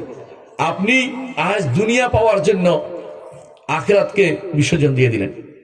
আজকে আপনি আল্লাহর দিন থেকে হিজরত করে কুফরের দিকে যাচ্ছেন। আর এক সময় সাহাবায়ে কেরাম সব ছেড়ে দিয়ে আল্লাহর দ্বীনের দিকে হিজরত করে চলে গেছেন। আপনাদের কি মনে আছে সুহাইব রাদিয়াল্লাহু আনহু? সুহাইব আর-রুমি মক্কায় আসার পর তিনি ব্যবসা করছেন, ব্যবসা করে এত ধনী হয়ে গিয়েছিলেন। ধনী কাকে বলে? কিন্তু যখন তিনি ইসলাম গ্রহণ করছেন, মক্কাবাসী লোকেরা ধরে বলল যে আমাদের এখানে এসে তোমার পাখা গজাইছে, মানে তুমি পয়সা হয়েছে, এই পয়সা সব রেখে যেতে হবে। তিনি বলছেন সব রেখে যাবো, আমার ইমান দিয়ে ছেড়ে দাও। চিন্তা করেছেন কিসে হিজরত করেছে? অর্থাৎ দুনিয়া ছেড়ে ইমানের দিকে, দ্বীনের দিকে হিজরত করেছে। আর আমরা দ্বীন ছেড়ে দুনিয়ার দিকে হিজরত করতে চলে যাচ্ছি বেশিরভাগ মানুষ। আমরা চিন্তাও করি না আমার কুফরি কোথায় হচ্ছে, একটু চিন্তা করে বুঝাই দিচ্ছি, একটু বুঝবেন। তারপরে বলে যে তোমার বউ তো মক্কাবাসী, তুমি আমাদের মেয়ে নিয়ে যেতে পারবে না। বলছে তোমাদের মেয়ে রেখে দেন, আমি চলে যাবো, আমি আমার রবের দিকে চলে যাচ্ছি। বলে যে তোমার এই কাপড়টা, শরীরের কাপড়টা, এটাও রেখে দিতে হবে, কারণ এটাও মক্কাতে গেছে। বলে তারপরে ছেড়ে দিব? বলে হ্যাঁ, তারপরেও ছেড়ে দিব, তারপরে ছেড়ে দিব। তারপর তাকে ছেড়ে দিচ্ছে, কাপড়টা খুলে রেখেছে। একজন থেকে ধার করা একটা কাপড় নিয়ে কোন রকমে মদিনায় পৌঁছে রাসূলুল্লাহ সাল্লাল্লাহু আলাইহি ওয়াসাল্লাম বললেন, রাবিহা সুহাইব, সুহাইব লাভবান হয়েছে, সুহাইব সফল কাম হয়েছে। এই সুহাইব হচ্ছেন যিনি মদিনাতে ঘরে ঘরে ইসলামকে পৌঁছে দিয়েছেন। এই সুহাইব তিনি মারা গেছেন। রাসূলুল্লাহ সাল্লাল্লাহু আলাইহি ওয়াসাল্লাম এর সাহাবী বলতেছেন, যখন তাকে টেনে আনা হলো এক পাশে ঢাকনা দেওয়ার জন্য, আরেক পাশ খালি হয়ে যাচ্ছে, এই পাশে টান দিলে ওই পাশ খালি হয়ে যাচ্ছে। এরকম সুহাইব আর-রুমি রাদিয়াল্লাহু আনহু তিনি মারা গেলেন, কিন্তু সম্পদকে তিনি বড় করে দেখেন নাই, ঈমানকে বড় করে দেখেছেন। আমরা আজ সম্পদ, ক্ষমতা, বিভিন্ন জিনিসের জন্য ঈমানকে ছাড় দিতে সামান্যতম দ্বিধা করছি না। আমাদের ঈমান কি ঠিক আছে? চিন্তা করে দেখুন। শুধু গণতন্ত্র নয়, সমাজতন্ত্র তো মনে যায়, তাই না? হ্যাঁ, কুফরি মতবাদ কাফের হয়ে যাবে। আমাদের সমস্যা হচ্ছে আমরা যেটা মাটিতে আছে দেখতেছি, যেটা মতবাদে মাথায় ধারণ করছে, এগুলো দেখি না, এগুলি তো কুফরি। হ্যাঁ, গণতন্ত্র হলো, সমাজতন্ত্র হলো, তারপরে সেকুলারিজম কি জায়েজ? ধর্মহীনতা যেটা নাম দিয়েছেন, ধর্ম নিরপেক্ষতা, ধর্মহীনতা আসলে ধর্ম বিরোধিতা। কারণ অক্সফোর্ড যে এনসাইক্লোপিডিয়া আছে, ওইটার মধ্যে সেকুলারিজমের অনুবাদ করা হচ্ছে ধর্মহীনতা। অর্থাৎ ধর্ম কখনো আসতে পারবে না আপনার পরিবারে, আসতে পারবে। ধর্ম কোথায় থাকবে? ওই ধর্ম যেখানে থাকে, মসজিদে থাকবে, বাড়িতে আসতে পারবে না, সমাজে আসতে পারবে না, রাষ্ট্রে আসতে পারবে না। এই চিন্তা চেতনা লালন করে কত মানুষ বলেন তো? এই দেশে এখন অনেকেই সেটা লালন করে। আজকেও দেখলাম আপনাদের এক বড় নেতা বলতেছে যে কোরআন নিয়ে রাজনীতি করবেন না, মানে কোরআনের মধ্যে রাজনীতি নাই, মানে সে বলছে রাজনীতি মানে বড় নীতি। কোরআনে যদি কোনো বড় নীতি না থাকে, বড় নীতি ওর প্যাটের ভিতরে, ও কোত্থেকে নিয়ে আসে? ও কি ইমানদারের বাচ্চা হলে এটা বলতে পারতো? সে ইমানদার নিয়ে বসে আছে, সে কিভাবে এই কথাগুলি বলে? কিভাবে এই কথাগুলি বলতে পারে যে ধর্মের এটা নাই, ওইটা নাই, ইমান ইসলাম, ওইটা ইসলাম কমপ্লিট কোড অফ লাইফ, ইসলাম সব আছে, ইসলামে সব থাকতে হবে। কিন্তু সমস্যা হচ্ছে আপনার কাছে সেটা আপনি পড়তে পারেন না, জানেন না, জাহেল, ইসলাম সম্পর্কে অজ্ঞ থাকার কারণে আপনি এই সমস্ত জিনিস মনে করতেছেন। তাহলে ইসলাম এটাও নাই। জাতীয়তাবাদ ইসলামে আছে? জাতীয়তাবাদ ইসলামে নাই। জাতীয়তাবাদ ইসলামে থাকা রাসূলুল্লাহ সাল্লাল্লাহু আলাইহি ওয়াসাল্লাম বলেছেন রাসূলুল্লাহ সাল্লাল্লাহু আলাইহি ওয়াসাল্লামের সময় কুরাইশ একটা জাতি, আনসার একটা জাতি, মুহাজির আর একটা জাতি, বুঝছেন তো কথাটা? রাসূলুল্লাহর যুগে সব কি একসাথে ছিল না? একসাথে ছিল। রাসূলুল্লাহ সাল্লাল্লাহু আলাইহি ওয়াসাল্লামের সময় একবার তবুকের যুদ্ধ শেষে ফেরার সময় এক আনসারীকে এক মুহাজির চট দিয়ে ফেললো। আনসারী চিৎকার করল, ইয়া আল আনসার, আনসারের জন্য গিয়ে আসুন। মানে জাতিগত, বুঝছেন তো, জাত্যাভিমান, আমি আনসার, আমাকে চট দে, কত বড় সাহস। এরপরে মুহাজির চিৎকার করলো, ইয়া আল মুহাজিরিন, মুহাজিরের জন্য আসো, চিৎকার করে উঠলো। রাসূলুল্লাহ সাল্লাল্লাহু আলাইহি ওয়াসাল্লাম শুনে বললেন, মা বালু দাওয়াল জাহিলিয়া ওয়া আনা বাইনা আযহুরিকুম, জাহিলি ডাক কে দিল? আমি তোমাদের মাঝে এখন উপস্থিত আছি। দারুহা ফাইন্নাহা মুনতিনা, ছেড়ে দাও, এগুলো হচ্ছে পচা দুর্গন্ধজনক জিনিস। জাতীয়তাবাদ হলে ভাই, আল্লাহ তাআলার খাস রহমত যে আমাদের মধ্যে জাতীয়তাবাদের বিষয়টা নাই। কিন্তু কোন কোন জাতি আছে সাদা চামড়া কালো চামড়া ভাগ করে, বছরের পর বছর ধরে শত শত বছর মানুষকে দাস করে রেখেছে, দাস হিসেবে বিক্রি করে দিয়েছে। এই যে আমেরিকাতে কালো শ্রেণীটা আছে, এদের আসল জায়গা কোথায় ছিল? আফ্রিকা। এরা সেনেগাল থেকে, ওখানে স্লেভ ডোর একটা আছে, এখান থেকে চুরি করে নিয়ে গেছে, নিয়ে ওখানে বিক্রি করছে, মানুষের কষ্ট দিয়েছে। স্পষ্ট এই ঘটনা সবাই জানে, ইতিহাস সাক্ষী এগুলি, ইতিহাস সাক্ষী এগুলি।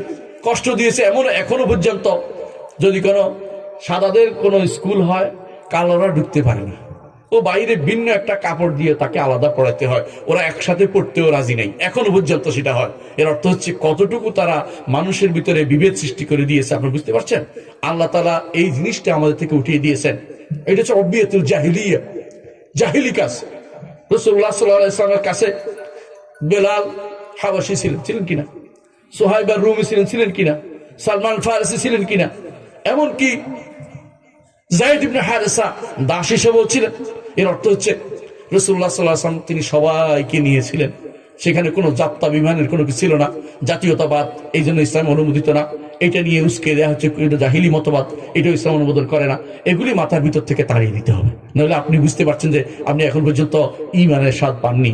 ইমানের অনেক কিছু আছে, বাহ্যিক শিরকে লিপ্ত না হলেও অভ্যন্তরীণ চিন্তাগত শিরকে অনেকে লিপ্ত হয়ে আছে, যে এটা করা যাবে না, এটা তো ইসলাম, এটা তো আমার দরকার, এটা তো ইসলাম। অনেকে যারা মনে করে ইসলাম কমপ্লিট কোড অফ লাইফ নয়, বর্তমানে ইসলাম চলবে না সব জায়গাতে, সেই ব্যক্তি কিন্তু ইমানদার হতে পারে নাই। বর্তমানে ইসলাম চলবে, এমনকি ইসলামের কোন একটা সিম্বল নিয়ে যে ব্যক্তি ঠাট্টা মস্কারি করবে, যেমন কেউ নারীর পর্দা নিয়ে অথবা কোনো মানুষের দাড়ি নিয়ে ঠাট্টা মস্কারি করবে, সে ব্যক্তি কিন্তু কাফের হয়ে যাবে। তো কাফের হওয়ার বিষয়টি অত্যন্ত কাছে চলে আসছে, যে অনেক মানুষ এই কারণে কুফরি করে ফেলতেছে। প্রিয় ভাইয়ের, আমি আমার কথা দীর্ঘ করবো, আমি শুধু এটাই বলবো, অবশ্যই নবীরা প্রথম যে কাজটি করেছে সে কি? তাওহীদের দাওয়াত দিয়েছেন। এই তাওহীদের দাওয়াত ঘর থেকে শুরু করতে হবে। আপনার ঘরে যেন কখনো এই শিরিক জিনিসটা না থাকে, এটা আপনি খেয়াল করবেন। আপনার ঘরে যেন শিরক কুফর না থাকে, সেটা খেয়াল করবেন। এটা অবশ্যই আমাদেরকে খেয়াল রাখতে হবে যে নবী রাসূলরা যে দাওয়াত দিয়েছেন সেই দাওয়াতের মধ্যে আমাদের থাকতে হবে। প্রিয় ভাইরা, এখন বলি আমাদের সমাজে যে সমস্যাটা আসছে, সেটা কোথেকে আসছে? সমস্যাটা আসছে এই জন্য, ইংরেজ আমলের আগে আমাদের দেশের শিক্ষা ব্যবস্থা কিন্তু ইসলামী শিক্ষা ব্যবস্থায় ছিল। বুঝলেন কিনা কথাটা? ইংরেজরা আসার আগে আমাদের দেশে কেউ ইংরেজি শিখতো না। সর্বোচ্চ কি শিখতো জানেন? ফার্সি শিখতো। কেন ফার্সি শিখতো? রাজারা ফার্সিতে ফরমান জারি করতে, এই জন্য। বুঝলেন কথাটা? তাহলে কি তারা আসলে এগুলি শিখার জন্য মাদ্রাসা তারা করে নাই। তখনকার সময় প্রতিষ্ঠান তাদের যা ছিল, তখনও প্রতিষ্ঠান ছিল। এই দেশের শিক্ষা ব্যবস্থা ওই সুলতানি আমলে অনেক মাদ্রাসা ছিল। এমনকি আপনারা জানেন যে বড় বড় মাদ্রাসার মধ্যে ঢাকাতে একটা মাদ্রাসা ছিল, যেখানে বিখ্যাত একজন হাদিস বুখারী নিয়ে এদেশে আসছেন। বিখ্যাত একজন ব্যক্তি সোনার গায়ে এসে একটা মাদ্রাসা প্রতিষ্ঠা করছে, তখনকার ইউনিভার্সিটি প্রতিষ্ঠা করছে। এই কি সেখানে কোনো এই ইউনিভার্সিটিগুলোতে এখন যে সমস্ত সাবজেক্ট পড়ানো হয়, এগুলি পড়ানো হতো না। কিন্তু আমরা এখন ধীরে ধীরে ইংরেজদেরকে তাড়িয়েছি ঠিক, ইংরেজদের সভ্যতাকে তাড়াতে পারিনি। আমাদের মাথার ভিতরে ইংরেজদের সভ্যতা। আমরা এখন সারাদিন চিন্তা করি আমার সন্তান পাশ করলে তার একটা প্যান্ট কিনা দরকার, তার একটা শার্ট কিনা দরকার, একটা ব্লেজার কিনা দরকার। আমি চিন্তা করি না আমার ছেলে বড় হলে একটা পায়জামা পরবে, একটা পাঞ্জাবি পরবে, এইটা হলে তো আবুল হয়ে গেল। বুঝলেন না কথাটা? মানে ছেলের প্রতি একটা নেগলেক্টেড ধারণা চলে আসলো, আলেমের প্রতি আপনার নেগলেক্ট। এটা কিন্তু কুফরি কাজ। আল্লাহ তাআলা কোরআনে কারীমে বলেছেন, কি বলেছেন কোরআন কারিমে, ওমান যালামু মিম্মান যুক্কিরা বিআয়াতি রাব্বি, তার চেয়ে বড় জালেম আর কি হতে পারে, যাকে আল্লাহর তার রবের বিভিন্ন সিম্বল দিয়ে তাকে আল্লাহ তাআলা সম্পর্কে স্মরণ করে দেওয়া হচ্ছে। সুম্মা আরাদা আন, মুখ ফিরিয়ে থাকে। দিন থেকে যারা মুখ ফিরিয়ে থাকবে তারা ঈমানদার না, তারা কাফের। আমার কথা আল্লাহ বলছে, কি বলছেন, ইন্না মিনাল মুজরিমিনা মুনতাকিমুন, আমি মুজরিমদের থেকে অবশ্যই শত্রু দিব। এরা মুজরিম, আল্লাহ দিন থেকে বিমুখ থাকে, কি করে, পড়বেও না পড়াবেও না, বুঝছেন কিনা, আমি নিজেও পড়তে দিব না পড়াবো না। এমন একটা জিনিস আমাদের তো এটা করার কথা ছিল না। রাষ্ট্রের দায়িত্ব হচ্ছে শিক্ষা ব্যবস্থাপনা করে দেয়া, এটাই তো নিয়ম। সব জায়গাতে এটা ছিল। মুহাম্মদ রাসূলুল্লাহ সাল্লাল্লাহু আলাইহি ওয়াসাল্লাম বদরের যুদ্ধে বন্দীদেরকে বলছে, যারা এদেরকে এই আমাদের আনসার বা মুহাজির বাচ্চাদেরকে যারা লেখা শিখিয়ে দিতে পারবে তাকেও আমরা ছাড় দিব। শিক্ষা ব্যবস্থা কত গুরুত্ব দিয়েছে আমাদের খেয়াল করছে? শিক্ষা ব্যবস্থার কত গুরুত্ব দিয়েছে? সেই শিক্ষা ব্যবস্থার গুরুত্ব আমাদের অন্তর থেকে উঠে গেছে। আমরা এখন এমন একটা প্রজন্ম তৈরি করছি যারা ইংরেজির দালালি করবে, কুফরের দালালি করবে, শিরকের দালালি করবে, তারা জীবনে কোনো ইসলাম শিখবে না। আমাদের স্কুলগুলোতে যেগুলি আমাদের চোখের সামনে আছে, এগুলিতে ইসলামের কয়টা সাবজেক্ট পড়ানো হয় বলেন তো? একটা, এটার নাম কি? ইসলামিয়া না, ইসলাম শিক্ষা। এটা কি বাধ্যতামূলক? ঐচ্ছিক। এটা কি হয়েছে? ঐচ্ছিক। এটার নম্বর কত জানেন? 50 নম্বর। প্রিয় ভাইরা, যেখানে ফুল নম্বর হওয়া দরকার ছিল এখানে অন্যটা হওয়া দরকার ছিল শাখা। এখন মূল জায়গা দখল করে ফেলছে শাখায়। হ্যাঁ, মূল আছে আমাদের সবাই, মূল আছে, মূলের লেজ লম্বা হয়ে গেছে। মূল ছিল, মূলের থেকে লেজ লম্বা হয়ে গেছে। মূল লেজের দিকে তাকাচ্ছি আমরা, লেজ হবো। আমরা এখন মূল হইতে চাই না, আর মূল জিনিস হইতে চাই না। আমরা এখন সব লেজ হইতে চাই। এই জন্য বেশিরভাগ মানুষ, আমাদের দরকার ছিল এত কষ্ট করে প্রতিষ্ঠান তৈরি করা। প্রতিষ্ঠান আমরা কেন তৈরি করি? কারণ এই প্রতিষ্ঠানগুলোতে যেগুলি এখন আছে, কোথাও আল্লাহ সম্পর্কে কিছু আমাদেরকে জানানো হয় না। এমনকি এই মাদ্রাসাগুলো, সরকারি মাদ্রাসাগুলোতে একটা ছেলে কামেল পাশ করে তাওহীদ বলতে পারবে না, আপনি বিশ্বাস করে বলতে পারবে না। তাওহীদ শিখে না এরা। রাসূলুল্লাহ সাল্লাল্লাহু আলাইহি ওয়াসাল্লাম উপর ঈমান আনতে হলে যে 5টা জিনিস লাগে, এটাও তারা শিখে নাই। রাসূল ঈমান আনতে কয়টা জিনিস লাগে? 5টা জিনিস। কি? 1 নম্বর হচ্ছে রসুল যা বলেছেন তা সত্য। রসুল কি বলেছেন? আল্লাহ আছেন, ফেরেশতা আছেন, কিয়ামত আছে, কবর আযাব আছে, হাসরের মাঠে কি আছে, সব কিছু বলছেন আমার রসুল। যা সংবাদ দিয়েছেন তা সত্য। এবং রসুল সংবাদ দিয়েছেন আগের উম্মতের হত্যা করা, উম্মতকে আল্লাহ ধ্বংস করেছেন, সংবাদ দিয়েছেন না? নূহ আলাইহিস সালাম কাউমকে পানি দিয়ে মেরেছেন, আল্লাহ সংবাদ দিয়েছেন রসুল। কোরআনে কারিমে আল্লাহ বলেছেন রসুল যা সংবাদ দিয়েছেন তা কি সত্য। 1 নম্বর কাজ। 2 নম্বর হচ্ছে রসুল যা নির্দেশ দিয়েছেন তা মানতে হবে। 3 নম্বর, রসুল যা নিষেধ করেছেন তা ছাড়তে হবে। 4 নম্বর, রসুল যে শরীয়ত দিয়েছেন সেই শরীয়ত অনুসারে চলতে হবে। 5 নম্বর, রসুলকে নিজের পরিবার পরিজন, নিজের নফসের চেয়ে বেশি ভালোবাসতে হবে। কয়টা বলছি? এই 5টা জিনিস যতক্ষণ পর্যন্ত আপনার না হবে ততক্ষণ আপনি ঈমানদার হতে পারছেন না। এই কথা কি আপনাদের কোন স্কুলে আছে না মাদ্রাসায় আছে? আমাকে বলেন তো। কোথাও নাই। এই মাদ্রাসাগুলি পড়ানো না। পড়াইলে সমস্যা কি জানেন? পড়াইলে তো আপনি অন্য মতবাদ আনতে পারতেছেন না। আপনার অন্য মতবাদ গুলো চালু হবে না।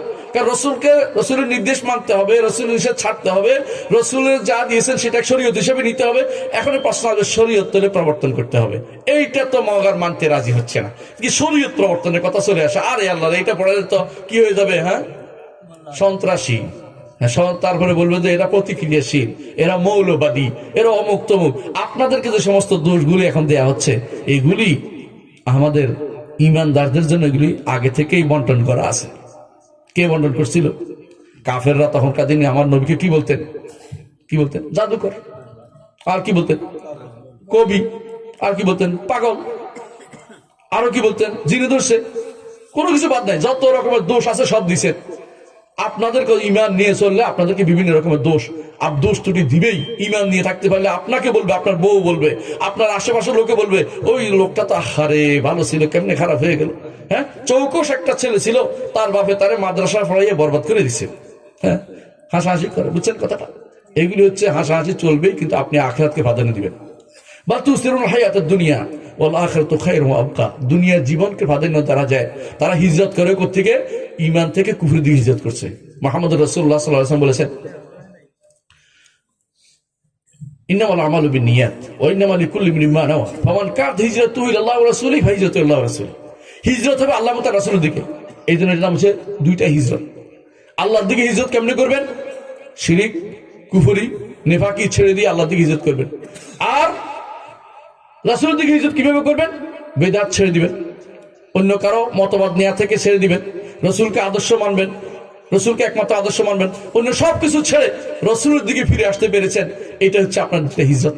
এই জন্য ইমাম ইবনে কাইয়্যিম রাহমাতুল্লাহ একটা কিতাব আছে, তরিকুল হিজরাতাইন ও বাবুস সাআদাতাইন। দুইটা হিজরত রয়েছে, প্রত্যেকটি মানুষের দুইটা হিজরত রয়েছে। সারাক্ষণ দুইটা হিজরত করতে হবে, অন্য কিছু ছেড়ে আল্লাহর দিকে, বুঝেন কিনা? আর অন্য কোনো আদর্শ ছেড়ে রাসূলের আদর্শের দিকে। এই দুইটা হিজরত লাগবেই প্রতিটি মানুষের। আমরা এখন উল্টা দিকে চলে যাচ্ছি। সন্তানকে, আপনার সন্তানকে আপনি আল্লাহর দিন থেকে দূরে সরাই অন্য দিকে দিচ্ছেন, আপনি গুনার অন্তর্ভুক্ত, গুনাহগার হচ্ছেন। এই জন্য এই মাদ্রাসা, আমি আল্লাহর কাছে দোয়া করি যে আল্লাহ কবুল করবেন, আমিন। এই মাদ্রাসাতে আপনাকে শিক্ষা দেওয়া হবে তাওহীদ। এই মাদ্রাসা আপনাকে তাওহীদ শিক্ষা দেওয়া হবে। যদি সরকারি মাদ্রাসায় শিক্ষা দেওয়া হতো, আমাদের এত কষ্ট করার দরকার ছিল না। আমরা কেন আপনাদের কাছে চাচ্ছি, আপনারা যেটা এই মাদ্রাসার জন্য করবেন সেটা হবে সাদাকাতুন জারিয়া। যদি সরকারি মাদ্রাসার জন্য করতেন, সাদাকা জারিয়া হতো ওই সময়, যদি সেখানে আল্লাহর দ্বীনকে সঠিকভাবে পড়ানো হতো। কিন্তু আপনি জানেন সেখানে মাত্র 4-5টা কোর্স ব্যতীত 17-18টা কোর্স পড়ানো হয়, একটাও ইসলামের সাথে কোনো সম্পর্ক নাই। দুনিয়া দুনিয়া দুনিয়া দুনিয়া দুনিয়া দরকার আছে, দুনিয়া যদি কোনো দুনিয়া যদি আখিরাতের প্রাধান্য পেয়ে যায়, তখন সেটা হয়ে যাবে কিসের, একটু আগে বলছিলাম, মনে আছে তো? দুনিয়াকে বেশি ভালোবাসলে আখিরাতের চেয়ে, আল্লাহ তাআলার চেয়ে অন্য কাউকে বেশি ভালোবাসে শিরক হবে বলছি না। দুনিয়াকে আখিরাত চেয়ে বেশি ভালোবাসলে আপনি ফিতনায় পড়ে যাবেন এবং যে কোনো সময় আপনি কুফরিতে লিপ্ত হয়ে যেতে পারেন। কারণ দুনিয়ার কারণে আখিরাতকে আপনি সাধারণ মনে করতেছেন। অনেকে এমন অবস্থায় যায় যে আখিরাতের কথা তার স্মরণই থাকে না। যারা সুদ খাচ্ছে, ঘুষ খাচ্ছে, দেশ থেকে টাকা বিদেশে পাচার করছে, লক্ষ লক্ষ টাকা বিদেশে পাচার করে দিয়েছে, কুফরি সব অনুষ্ঠান চালু করেছে, যারা ঈদ হচ্ছে আমাদের দুইটা, 3 নম্বর ঈদ পয়লা বৈশাখ চালু করেছে, ওই মানুষগুলো কি আপনি কি মনে করেন তারা ঈমানের সাথে আছে? এই মানুষগুলি আল্লাহর দ্বীন নিয়ে ঠাট্টা মশকারি করতেছে। আল্লাহর দ্বীন তারা যখনই দেখছে আল্লাহর দ্বীনের বিষয়, এগুলি বিপরীতে আরেকটা তারা চালু করে দিয়েছে, যাতে করে আল্লাহর দ্বীন অবনমিত হয়। আল্লাহর দ্বীন যদি অবনমিত হয়, কেউ খুশি হয়, সে মুনাফিক, আকীদাগত মুনাফিক, সে কোনোদিন জান্নাতে যেতে পারবে না। আল্লাহর দ্বীন উন্নত হলে খুশি হইতে হবে। আপনার খুশি থাকতে হবে যখন দেখবেন যে একজন মেয়ে পর্দা করছে, আপনার মন তো খুশি হইতে হবে। কারণ আর যদি মনে করেন যে দেশে তো বোরকাওয়ালি বেড়ে গেছে, আপনার মনে দুঃখ, আপনি ঈমান নাই। আপনি যদি ঈমানদার, আপনার কলিমুদ্দিন নাম হইলে কাম হইব না, আপনি আসলে ঈমানদার থাকেন না। কারণ আপনার অন্তরে আল্লাহর দ্বীন অবনমিত হওয়া আপনার জন্য আনন্দের বিষয় হচ্ছে। আপনার দ্বীন, আল্লাহর দ্বীন উন্নত হওয়া আপনাদের খারাপ লাগতেছে, আপনি ঈমানদার হইতে পারেন নাই। কারণ যালিকা বিআন্নাহুম কারিহু মা আনজালাল্লাহু ফাআহবাতা আ'মালাহুম। আল্লাহ বলছেন, আল্লাহ যা নাজিল করছে এরা তারা অপছন্দ করছে। এটাকে আল্লাহ যা নাজিল করছে এরা তারা অপছন্দ করছে, বুঝছেন তো? ফাআহবাতা আ'মালাহুম, তাদের আমলকে নষ্ট করে দিয়েছে। আমল কখন নষ্ট হয়ে যায় বলেন তো? কাফের হলে, মুশরিক হলে, মুনাফিক হলে আমল নষ্ট হয়, বুঝছেন তো? আল্লাহ কেন আমল নষ্ট করে দিয়েছে? যখন তারা আল্লাহ যা দিয়েছে তা অপছন্দ করেছে। আল্লাহ কি কি দিয়েছেন আপনাকে?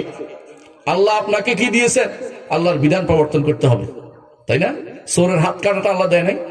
দিছে কিনা? বেবিচারে বন্ধ করার কথা আল্লাহ বলে নাই, রাসূল বলে নাই?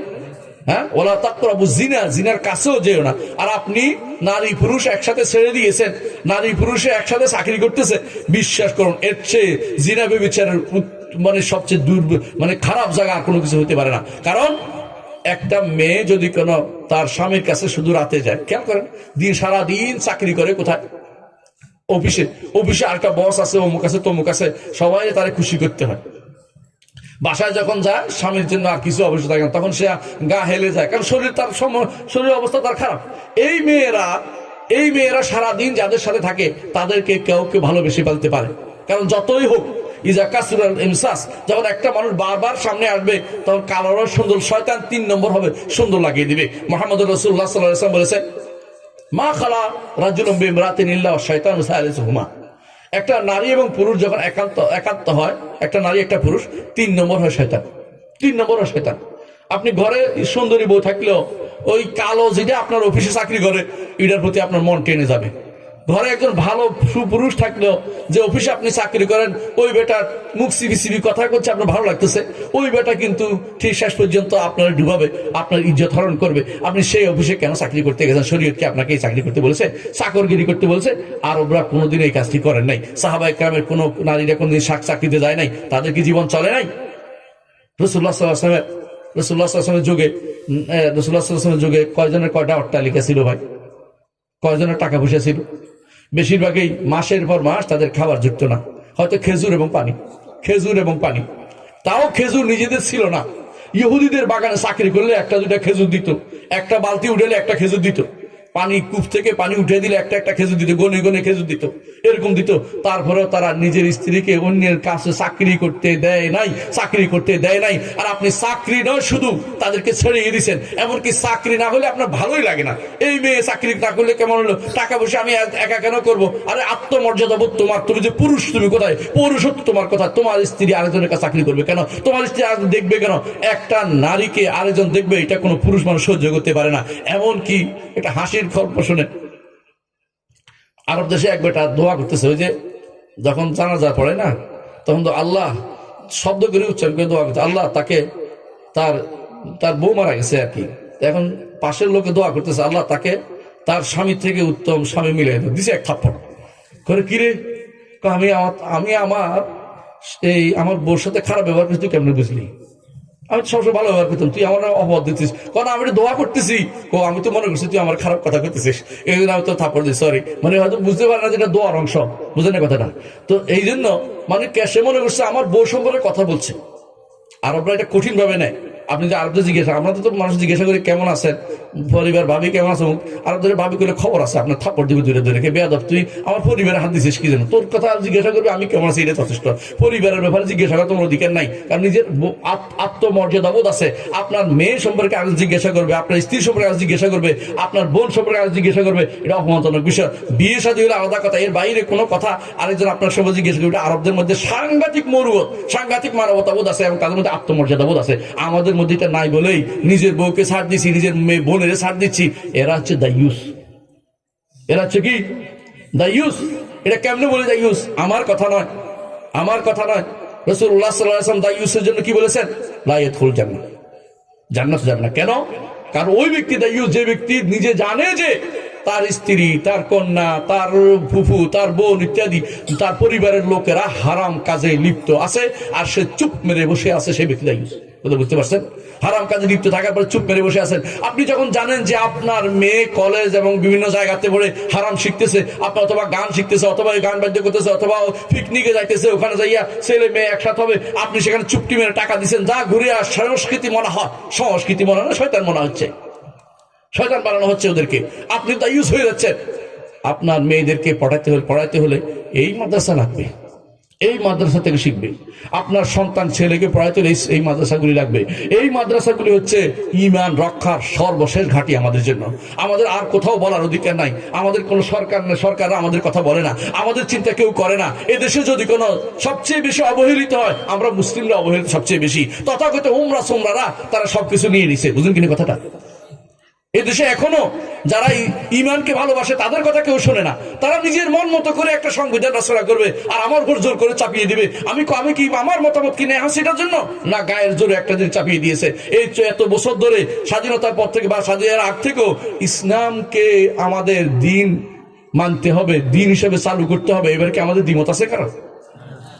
আল্লাহ আমাদের রব দ্বিমত আছে কারণ? রসুল আমাদের একমাত্র আদর্শ দ্বিমত আছে কারণ?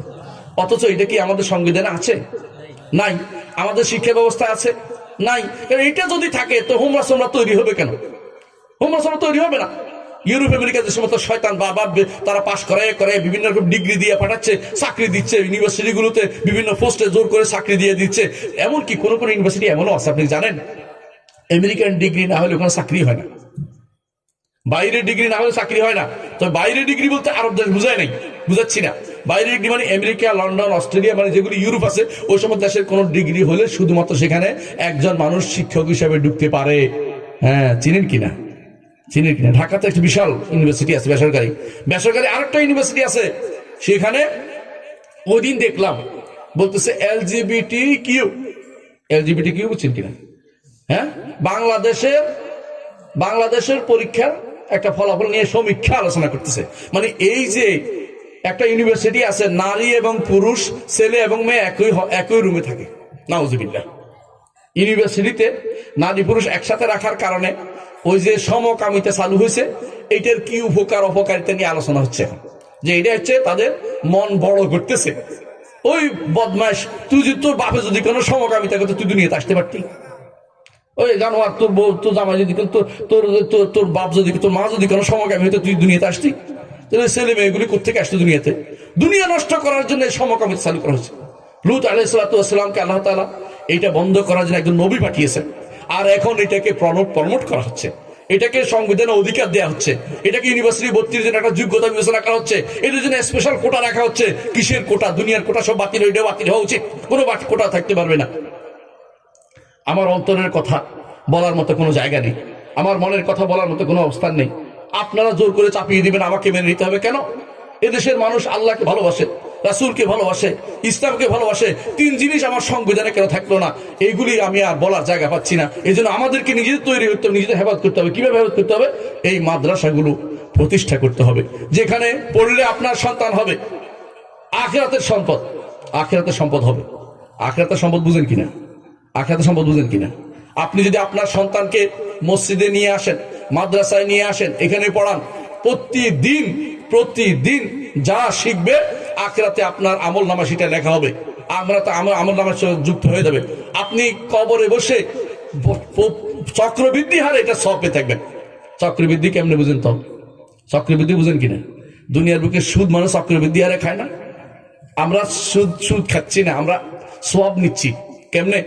আপনি যদি কোনো আপনার ছেলেকে সূরা ফাতিহা পড়ান, অথবা সূরা ফাতিহা পড়ার জন্য নিয়ে আসছেন, দিন পড়ার জন্য নিয়ে আসছেন, আপনার ছেলে যতজনকে পড়াবে, আপনার ছেলে যাদেরকে পড়াইছে ওরা যতজনকে পড়াবে, কত বেশি হইতে পারে কত? হ্যাঁ, সবাইটা আপনার আমল নামায় যুক্ত হয়ে যাবে। ভালো না এটা? এটা ভালো কিনা? আর এর বিপরীতটাও খারাপ আছে। সেটা কি? আপনি যদি কোনো আপনার সন্তানকে ইউরোপে পাঠিয়ে থাকেন, তারা সেখান থেকে সমকামিতা শিখে আসছে, আল্লাহর দ্বীনের বিরুদ্ধে কথা শিখে আসছে, শরিয়ার বিরুদ্ধে কথা বলবে, আল্লাহর শরীয়ত বাস্তবায়নে বাধা দিবে, তাহলে আপনি কি করবেন? এটা গুনার কাজ রচনা করে গেছেন, এটা গুনাহ রচনা করে গেছেন। যত মানুষ তার দ্বারা প্রভাবিত হয়ে নাস্তিক হবে, হারামখোর হবে, তত মানুষের গুনাহ আপনার কবরে যায় পৌঁছে থাকবে। তাহলে গুনাহে জারিয়াও আছে, আবার সদকা জারিয়াও আছে। আপনি কি গুনাহে জারিয়া করবেন না সদকা জারিয়া করবেন? আপনি একটু চিন্তা করে দেখেন, দয়া করে চিন্তা করেন। আখিরাতের জীবন কি যদি বিশ্বাস আপনার থাকে, এর অধিকাংশই আখিরাতের জীবনে বিশ্বাস করে না, মুখে বলে, বয়ে বলে না, তাদেরকে বদ্দিন বলবে এই জন্য বলে না। অধিকাংশই আখিরাতের জীবন তারা মানে না। বাল আকসারহুম লা ইউমিনুনা বিল আখিরাহ, তাদের অধিকাংশ আখিরাতুল ঈমান আনে না। কেন তারা আখিরাতুল ঈমান নিয়ে কাজটি করতে পারে না? কারণ তারা ভালো করে জানে প্রত্যেকটি বন্দের জন্য জবাবদিহি করতে হবে, ভালোর জন্য জবাবদিহি করতে হবে। আল্লাহ তাআলা কোরআনে কারীম বলেছেন, ফামান ইয়ামাল মিসকাল যাররাতিন খায়রান ইয়ারা ওয়া মান ইয়ামাল মিসকাল যাররাতিন শাররান ইয়ারা। ভালো যেটা করবে সেটাও দেখবে, খারাপ যেটা করবে সেটাই দেখবে। সেদিন ইমানদার দেখতে পাবে তার আমল নামা বিশাল কিছু বেড়ে গেছে। তখন কি বলবে? আল্লাহ, আমার আমল কোত্থেকে আসলো? আমি তো কিছু করি নাই। তখন বলবে, তোমার সন্তানের ইস্তেগফার তোমার আমল নামায় যুক্ত হয়ে গেছে। শান্তি না এটা? চান কিনা? কে কে চাই আপনার আমার সন্তান দ্বারা উপকৃত? বলেন। আমিও চাই। আল্লাহ আমাদের সন্তানদেরকে আমাদের কি বানিয়ে দেয়? সম্পদ বানিয়ে দেয়, আখিরাতের সম্পদ বানিয়ে দেয়। আমিন, আল্লাহ কবুল করুন, আমিন। তাহলে সন্তানকে যদি আখিরাতের সম্পদ বানাতে হয়, এই মাদ্রাসাগুলো ছাড়া আপনি কোথাও পড়াতে পারবেন না। অবশ্যই সালাফি মাদ্রাসায় পড়াবেন, কারণ এমন কুফরি মাদ্রাসায় শিক্ষা দিবে সেখানে পড়াবেন না। এমন মাদ্রাসায় পড়াবেন না যেখানে দিনকে নিয়ে ঠাট্টা মশকারি করা হয়। দিন একটু পড়াইলে বাকিটা সবকিছু দিনের বিরুদ্ধে পড়ানো হয়। এই দিন কতক্ষণ টিকে থাকবে? সারা দিন যদি কোনো একটা আপনি হারামের আবহে থাকেন, আপনি হালাল থাকবেন কতক্ষণ? আবহাওয়াটা ভালো হতে হবে। এই মাদ্রাসাগুলিকে প্রতিষ্ঠা করার জন্য প্রয়োজনে সাদাকা জারিয়া করে যান। যতদিন মাদ্রাসা থাকবে আপনার সাদকা পৌঁছতে থাকবে, যতদিন কেউ শিখবে সেগুলিও পৌঁছবে, যত মানুষ সেখানে টাকা পয়সা দিবে সব আপনার যত কিছু দিয়ে আপনার আমল নামা যুক্ত হবে। আচ্ছা, মুহাম্মদ রাসূলুল্লাহ সাল্লাল্লাহু আলাইহি ওয়াসাল্লাম, তার জন্য আমরা কি আমল নামা পাঠাই? আমল পাঠাই? কেমনে পাঠাই জানেন? আমরা আমল করলেই তার কাছে চলে যাই। আমরা ওদের মতো না, বেদাতীদের মতো না। তারা কি করে? হ্যাঁ, আল্লাহ আমি যা পড়েছি তার সব যা মঞ্জুর করেছ রসুলের রওজা মোবারকে পাঠিয়ে দাও, মানে এই জাতীয় এগুলি ভুয়া কথা। কেন ভুয়া কথা? এগুলি পাঠানোর দরকার হয় না। আমি যদি কোনো আমার নবীর কথা শুনে থাকি, আমি যদি আমার নবীর আদর্শ অনুসারে চলে থাকি, আমি যা যা করব, পৃথিবীর তাবৎ মুসলিম যত আমল করে সমস্ত আমল সমপরিমাণ আমল আমার নবীর আমল নামায় যুক্ত হয়ে যায়। বুঝছেন কিনা? আপনারা বুঝছেন কিনা? আপনিও যদি কোনো একটা আমল হেদায়েতের কথা বলে যান, আমরা কেন শীতের মধ্যে কষ্ট করে আসি? এই জন্য যে এইটা আমার আমল নামায় যুক্ত হয়ে যায়। বিশ্বাস করেন, এটা খুবই দরকার। এত কিছু দরকার ছিল না। আমার 3 বছর চাকরি আছে, চাকরির বেতন যা পাই আমি একবার নাচানাচি করে চলতে পারি। তো কি জন্য নেই? এইটা আমার দায়িত্বের ভিতরে পড়ে গেছে। এখন আমার নবী বলে গেছেন বাল্লু আনি হলো আয়া, আমাদের পক্ষে একটা আয়াত হলে পৌঁছে দাও। নবী বলছে হাদিস পৌঁছে দিতে, রসুল বলছে হাদিস পৌঁছে দিতে। এই দাবি আদর করতে হবে, প্রত্যেকটি মানুষের যা জেনেছে তা বলতে হবে। এই বলার একটা মাধ্যম হচ্ছে এই মাদ্রাসাগুলো। তো এই মাদ্রাসাগুলোকে আমাদের কি করতে হবে? যথাযথভাবে আমাদের এই মাদ্রাসা প্রতিষ্ঠা করতে হবে এবং এই সালাফি মাদ্রাসাগুলোর পিছনে আপনাদের শ্রম ব্যয় করতে হবে, সময় দিতে হবে, অর্থ দিতে হবে এবং লেগে থাকতে হবে। কেন? এগুলি আপনার আখিরাতে কাজে লাগবে। এর বাইরে দুনিয়া যা যা করবেন, কাফনের কাপড় যাবে, কবরে যাবে, বরং উল্টাটা যাবে। যদি একটা হারামের গাছ রোপণ করে যান, হারাম আপনার কাছে চলে যাবে। আপনি ও কবরে থেকে হারাম খেতে সিনেমা হল করে গেছেন। যত মানুষ সিনেমা দেখছে, তত মানুষের সিনেমা না শুধু ভাই, আজকাল তো আরো খারাপ জিনিস। একটা বাসায় যদি একটা টিভি রেখে যান, আপনার বউ যদি কোনো ওইটার দিকে তাকিয়ে থাকে, মেয়েরা তাকাইছে, ছেলেরা তাকাইছে, আপনি মরে গেছেন এটা রেখে, আপনার কবরে গুনাহে জারিয়ে পৌঁছে থাকবে। কিছুদিন আগেও তথাকথিত কিছু মানুষরা আমাদেরকে বিভ্রান্ত করেছে, আমাদেরকে যুবকদেরকে কষ্ট দিয়েছে। কেউ যদি কোনো টাকনুর উপর কাপড় পরতো তাকে সন্ত্রাসী বলা হতো। কেউ যদি কোনো ঘরে টিভি নাই, কেউ সন্ত্রাসী পরিবার। কিছু কেউ করে কেন নাই, কেন সে দিয়ে দাঁড়িয়ে রাখছে তাকে খারাপ করা হতো। আল্লাহ তাআলা আমাদেরকে উন্মুক্ত করে দিয়েছেন এখন, আলহামদুলিল্লাহ। এই জন্য আর যেন এই খারাপ অবস্থা না আসে, যার জন্য অবশ্যই ভবিষ্যৎ প্রজন্মকে তাওহীদ এবং আকীদার উপর বড় করতে হবে এবং সুন্নাহর উপর বড় করতে হবে এবং তারা যেন এই প্রতিষ্ঠানকে ভালোবাসে এরকম তৈরি করতে হবে এবং তারা যেন ঘৃণা করে সমস্ত প্রতিষ্ঠানকে, যে সমস্ত প্রতিষ্ঠান কুফুরি বানায়, মানুষদের কাফের বানায়, সে সমস্ত অনুষ্ঠান, সে সমস্ত প্রতিষ্ঠান থেকে যেন আমরা দূরে সরে থাকতে পারি। সন্তানদেরকে সেরকম বানায় তৈরি করতে হবে। নিজের অন্তরে ঘৃণা রাখতে হবে, কুফুরির প্রতি, শিরকের প্রতি, বিদআতের প্রতি ঘৃণা যদি না রাখেন, আপনি কিভাবে ঈমানদার পরিচয় দিতে পারেন বলেন তো? হারামের প্রতি ঘৃণা আপনার থাকতেই হবে। হারামকে ভালোবাসতে পারে না ঈমানদার, হারামকে ভালোবাসতে পারে না।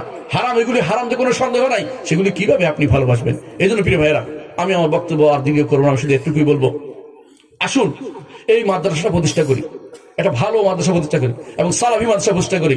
অন্য কোনো আবার একটা করেন না যেটা সরকারি পাওয়ার আশা, যে সরকার যদি কোনো টাকা দেয় এটা আশা করেন না আবার সে একটা মাদ্রাসা হবে যেটা আপনার আমার সন্তানরা উপকৃত হবে না, আমরা উপকৃত হব না। সেজন্য আমি প্রতিষ্ঠা করেছি।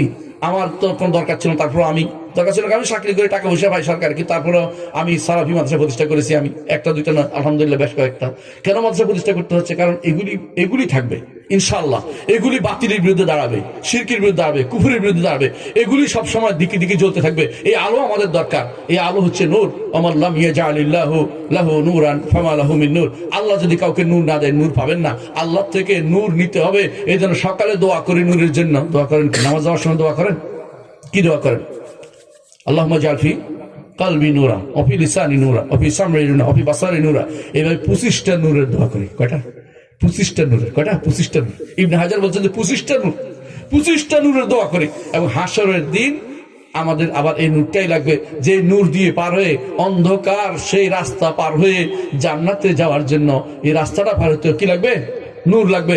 এই নূর রাস্তাতে খুঁজে পাওয়া যাবে না, এই ইলমে দ্বীন দিয়ে খুঁজে পাওয়া যাবে। আল ইলমু নূর, ইলম হচ্ছে নূর। এই আলোটাকে যথাযথভাবে প্রজ্বলিত করুন, আল্লাহর কাছে ভালো পাবেন। আমি যে আপনাদের কাছে বলছি, আল্লাহর কাছে দোয়া করে সেটা যেন দিনের কাজে লাগে এবং এর দ্বারা উপকৃত হয়। আমি যেন জান্নাতে এই সমস্ত কিছু যেতে পারি, জান্নাতে পেতে পারি, কবরে পেতে পারি। আল্লাহর কাছে এই তৌফিক কামনা করে আমি আমার বক্তব্য শেষ করছি। ওয়া আখিরু দাওয়ানা আলহামদুলিল্লাহি রাব্বিল আলামিন। আসসালামু আলাইকুম ওয়া রাহমাতুল্লাহি ওয়া বারাকাতুহু। আপনারা ওইখান না কেউ